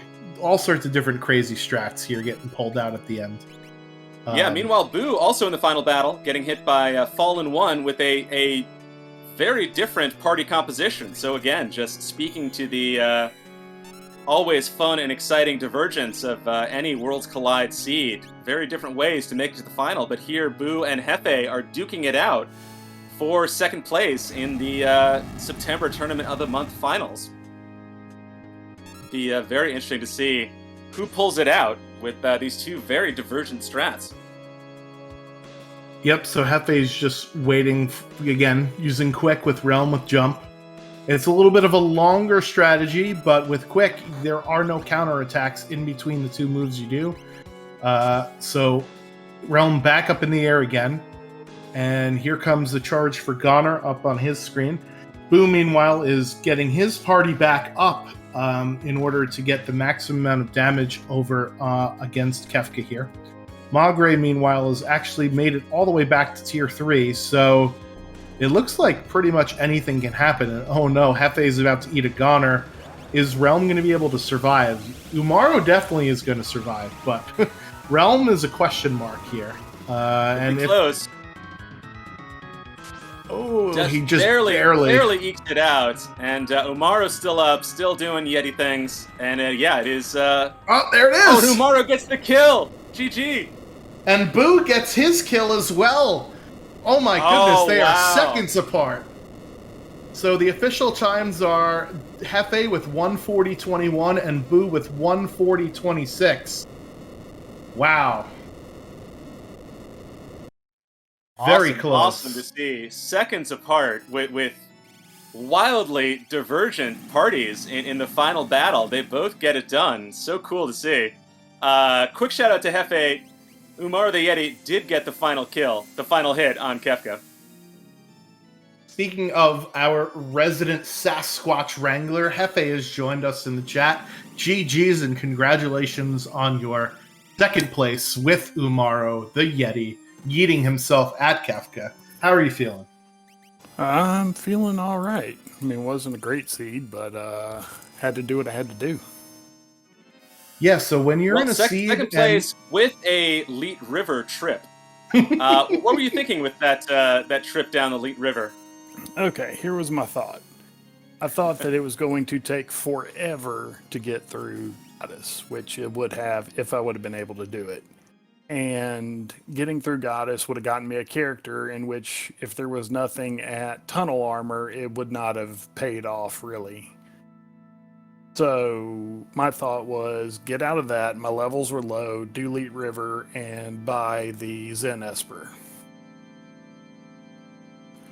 course, the Zen Yeah, Esper. and that's how it played out for you. Got to point out, you were the fourth person to get into KT for your final push. Obviously, you were in there earlier, but yeah, you were the last one to make the requirements and the second one to finish. So obviously, had a very strong KT. How are you feeling about those final few boss fights?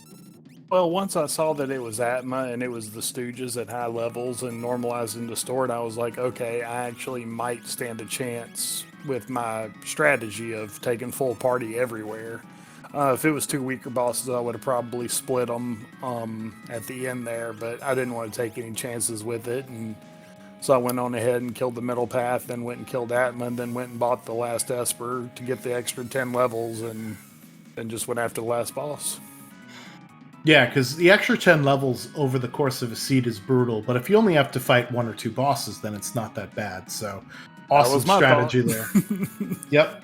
I also want to point out that I loved when you pulled the level 5 Doom out on Presenter. I thought that that was great. I did as well. I was like, there's a very small chance this will work. But then again, there's two different pieces here. Maybe one of them will die. Lo and behold, it died. It was awesome. Yep, that was really, really cool. And I think you were the only person that went into Zone Eater, got thrown off the ledge.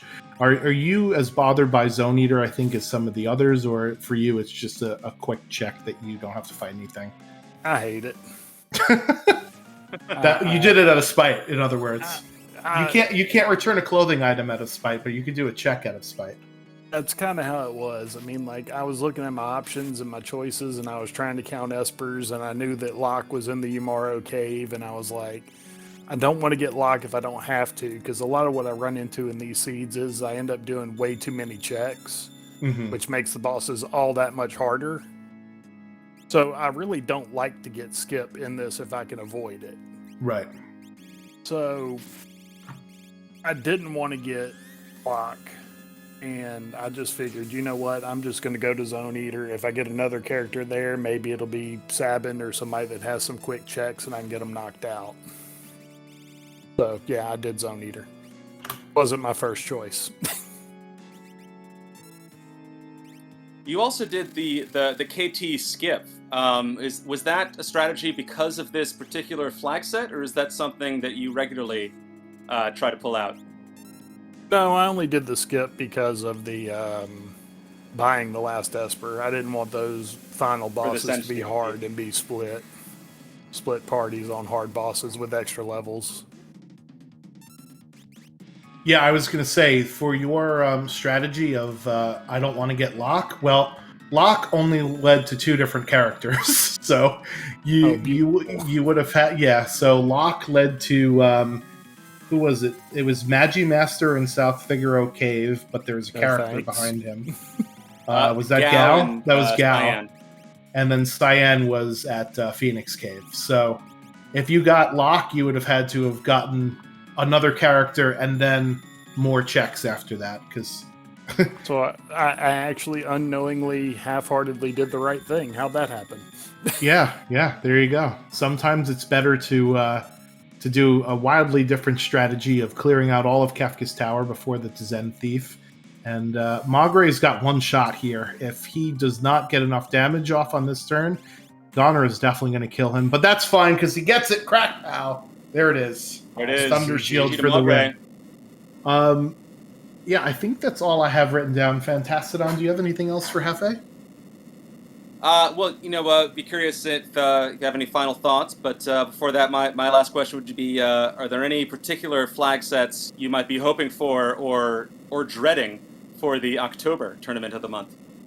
Not really. I honestly enjoy running different flags, and I've said it before and I'll say it again. I'm not necessarily the best at any flags, but you can give me any flags and I'll be competitive, and I take great pride in that. I don't grind one thing. I play a lot of different things. So to me, it doesn't really matter. As long as I get to compete and make a decent showing of myself, I'm happy with whatever comes out. Awesome. Right on. Well, we hope to see you again next month. Yes, sir. Thank y'all very much. Thanks for SpeedGaming for putting this on, and GG's to Zelfer, Boo, Maugre, and everyone else. Thank you, Hefe. Catch you on All the right, next thank one. y'all. Have a good one. All right, and we do have Magre in the booth. Congratulations on your time, 1:45 and change. It seems like so. How are you feeling after that? Oh, I feel real bad after that wipe on tier 2. I know it's just bad luck. I was playing a little bit fast and loose with the Mertens and stuff, but the unlucky zombie as I was reaching for the Phoenix Downs just doesn't sit well. Yeah, tier 2, especially with normalized and stored on, will do all sorts of really, really funky things. And it was a very close race at the end between you and Hefe and Boo. I think you were actually the second one into KT, and unfortunately, that wipe set you back a little bit. So Yeah, it looks like I finished about 5 minutes behind, so I had a shot at coming in second, if not for that wipe. My strategy was just to kind of play fast and loose, do stuff that I thought my competitors wouldn't, because I knew that all three of them average times much faster than me, so I didn't have a whole lot to lose. You saw me go to Miranda, Leet River, stuff like Coliseum. that. Yeah, Coliseum, and every single one I struck out. Yeah, except for those the Thunder Shields and Miranda, but everything else was kind of lackluster. Yeah, those Thunder Shields and Red Jackets and Miranda allowed you to crank those Merton strats a lot earlier than the rest of the runners, which is good. Talk to us about your strategy about going into KT a lot earlier than everybody else did to clear out some bosses. What was your line of thinking there? Sure. This is something that the Battle Royale players, which is where this flag set came from last spring, innovated, and I saw Green Monkey do it a couple days ago, just playing around with the flag set, and I thought it was interesting. So the idea is that bosses scale very quickly with checks. It's 2.5 times the number of checks you do, and max scaling of 50 plus the 10 boss levels, so bosses can get up to level 60, and if you go into Kefka's Tower the normal way with only one of your good characters to solo one of those level 60 bosses, that can be really rough. I mean, you can be geared out and they can just wipe you. So the strategy is you jump in when the checks are low and the scaling is low. You take on the bosses with your entire party when you can better deal with them at lower level and at full power. And then you make up that time later on when it doesn't take you as long to clear the rest of the statues, because now on the left and right side, not only have you peaked them and you know who is where, but you get to have 2 powerful characters against each one of those bosses. So, for example, I knew that Atma was on the left side, so I put my Illumina user on the right side so he wouldn't be proccing the pearls on him. Yep, that's great heads-up play. You did not elect to go for character number 9 for the skip when you had 8. Was that just because you were feeling behind, or you just didn't want to risk running into, checks that didn't reward characters? Yeah, it was more the latter. In other seeds, I've gone for the skip before, and if you have to do 2 seeds looking for that character, you've just lost all that time that you make up not running through Kefka's Tower. The checks that I had left weren't all that great. I mean, I could have gone to Phoenix Cave, which takes much longer than a run through Kefka's Tower. Mm-hmm. I had... It would have given you Cyan. Oh, it would have? Okay. Yeah, all right, well, that would have been the skip. But I also had Serpent's Trench and Zone Eater. Like, these were not fast checks. Yes. If I had fast checks, I would have considered it. And if I had any kind of a peekable check, I would have considered it. But That I was makes just sense. at the bottom of the barrel with my checks. Yeah, Zone Eater, I think Hefe did and was a Magicite. Serpent Trench was Strago. There are characters everywhere in the seed. I think the only 2 characters we didn't see... The only 2 characters I think we didn't see were Edgar and Shadow by the end of knowing everybody. So that strategy I used, you want to go in when you have 6 characters so you can take your full party down the right side and center path. But it relies on being able to quickly gather up the espers afterwards. And when I saw 2 additional characters, it really kind of was a gut punch. Yep. So the only other thing that I have here was, even though on your first fight it was pretty gnarly with tier 2, you did successfully get to execute one of my favorite strategies that I've only ever done once successfully, and many times I have failed, which is using Phantom to bypass Comus on tier 3. Oh, yeah. Talk to us about that. Is that something you do you do a lot, or is this just I'm pulling this out because I can here? No, Phantom is way down on my list of preferred commerce protections, but it's all I got, right? There was no Golem or Fenrir for me. I don't know if anyone else found it. And Phantom, we always tell newer players that it's technically commerce protection, right? Yep. But it's extremely difficult to execute. You have to count damage on sleep very diligently, which is impossible in normalize and distort, so that's Yep. fun. And then in addition, you have to hope to get lucky, because in between the time when you tell your character to cast Phantom, he can come in with, or between when you cast Phantom and when you do your final damage, he can come in with a Meteo and immediately kill you and remove that vanish status, which then leaves you completely vulnerable for Comness. So I don't know, a lot of very careful care, and then a little bit of luck, and a lot of luck. Let's just be honest. Yep. So that was great. And then were you? I mean, I was clenching. Were you clenching at the end with Goner coming up and all of your characters with triple-digit HP? Oh yeah, I thought for sure that Goner was going to be a wipe. And when I got down to Setzer, he had already spent his Thunder Shield, and I was just like thinking about what's in his spell menu. It's nothing. I wasn't able to teach Fire 3 to anyone because when I got it, I kept running into all these bosses that didn't teach magic points. And so without Merton protection, my characters were kind of hung out to dry. And I just said, you know what?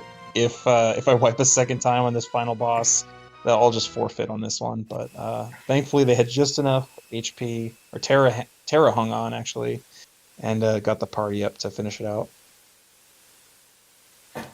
That's kind of all I had. Fantastodon, do you have anything else for Magre? Yeah, no. My only question would be, well, first of all, congrats on the fourth place finish in the September tournament. Are there any particular flag sets for October that you're maybe hoping for or dreading for the next tournament of the month? I haven't really checked out what's on the wheel lately. This was an interesting one because I didn't play in the Battle Royale last spring.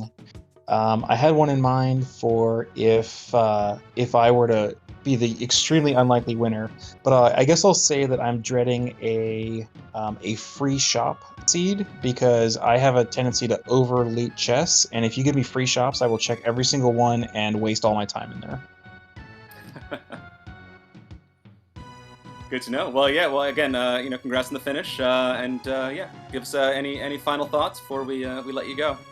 Yeah, just really thank you to everybody who makes this happen. SpeedGaming for hosting us, Fantastodon and Schwantz for commentating and putting the actual restream together.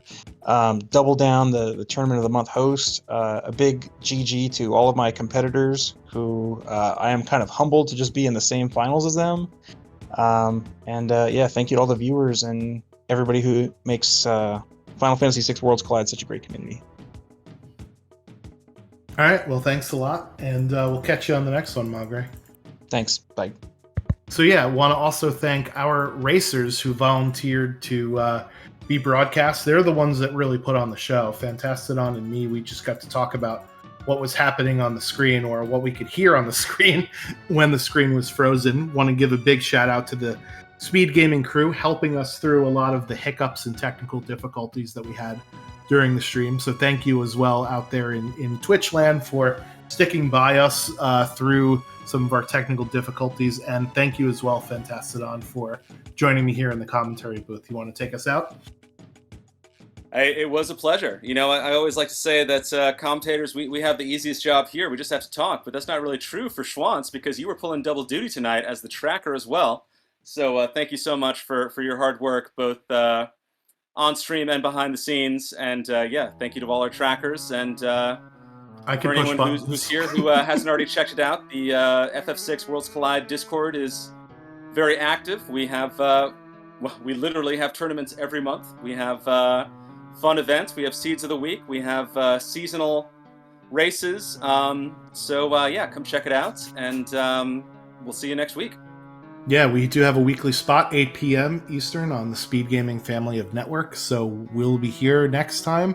So thank you, and we'll look forward to joining you next week. And thanks again, SpeedGaming, and we'll catch everybody on the next one. Bye-bye now.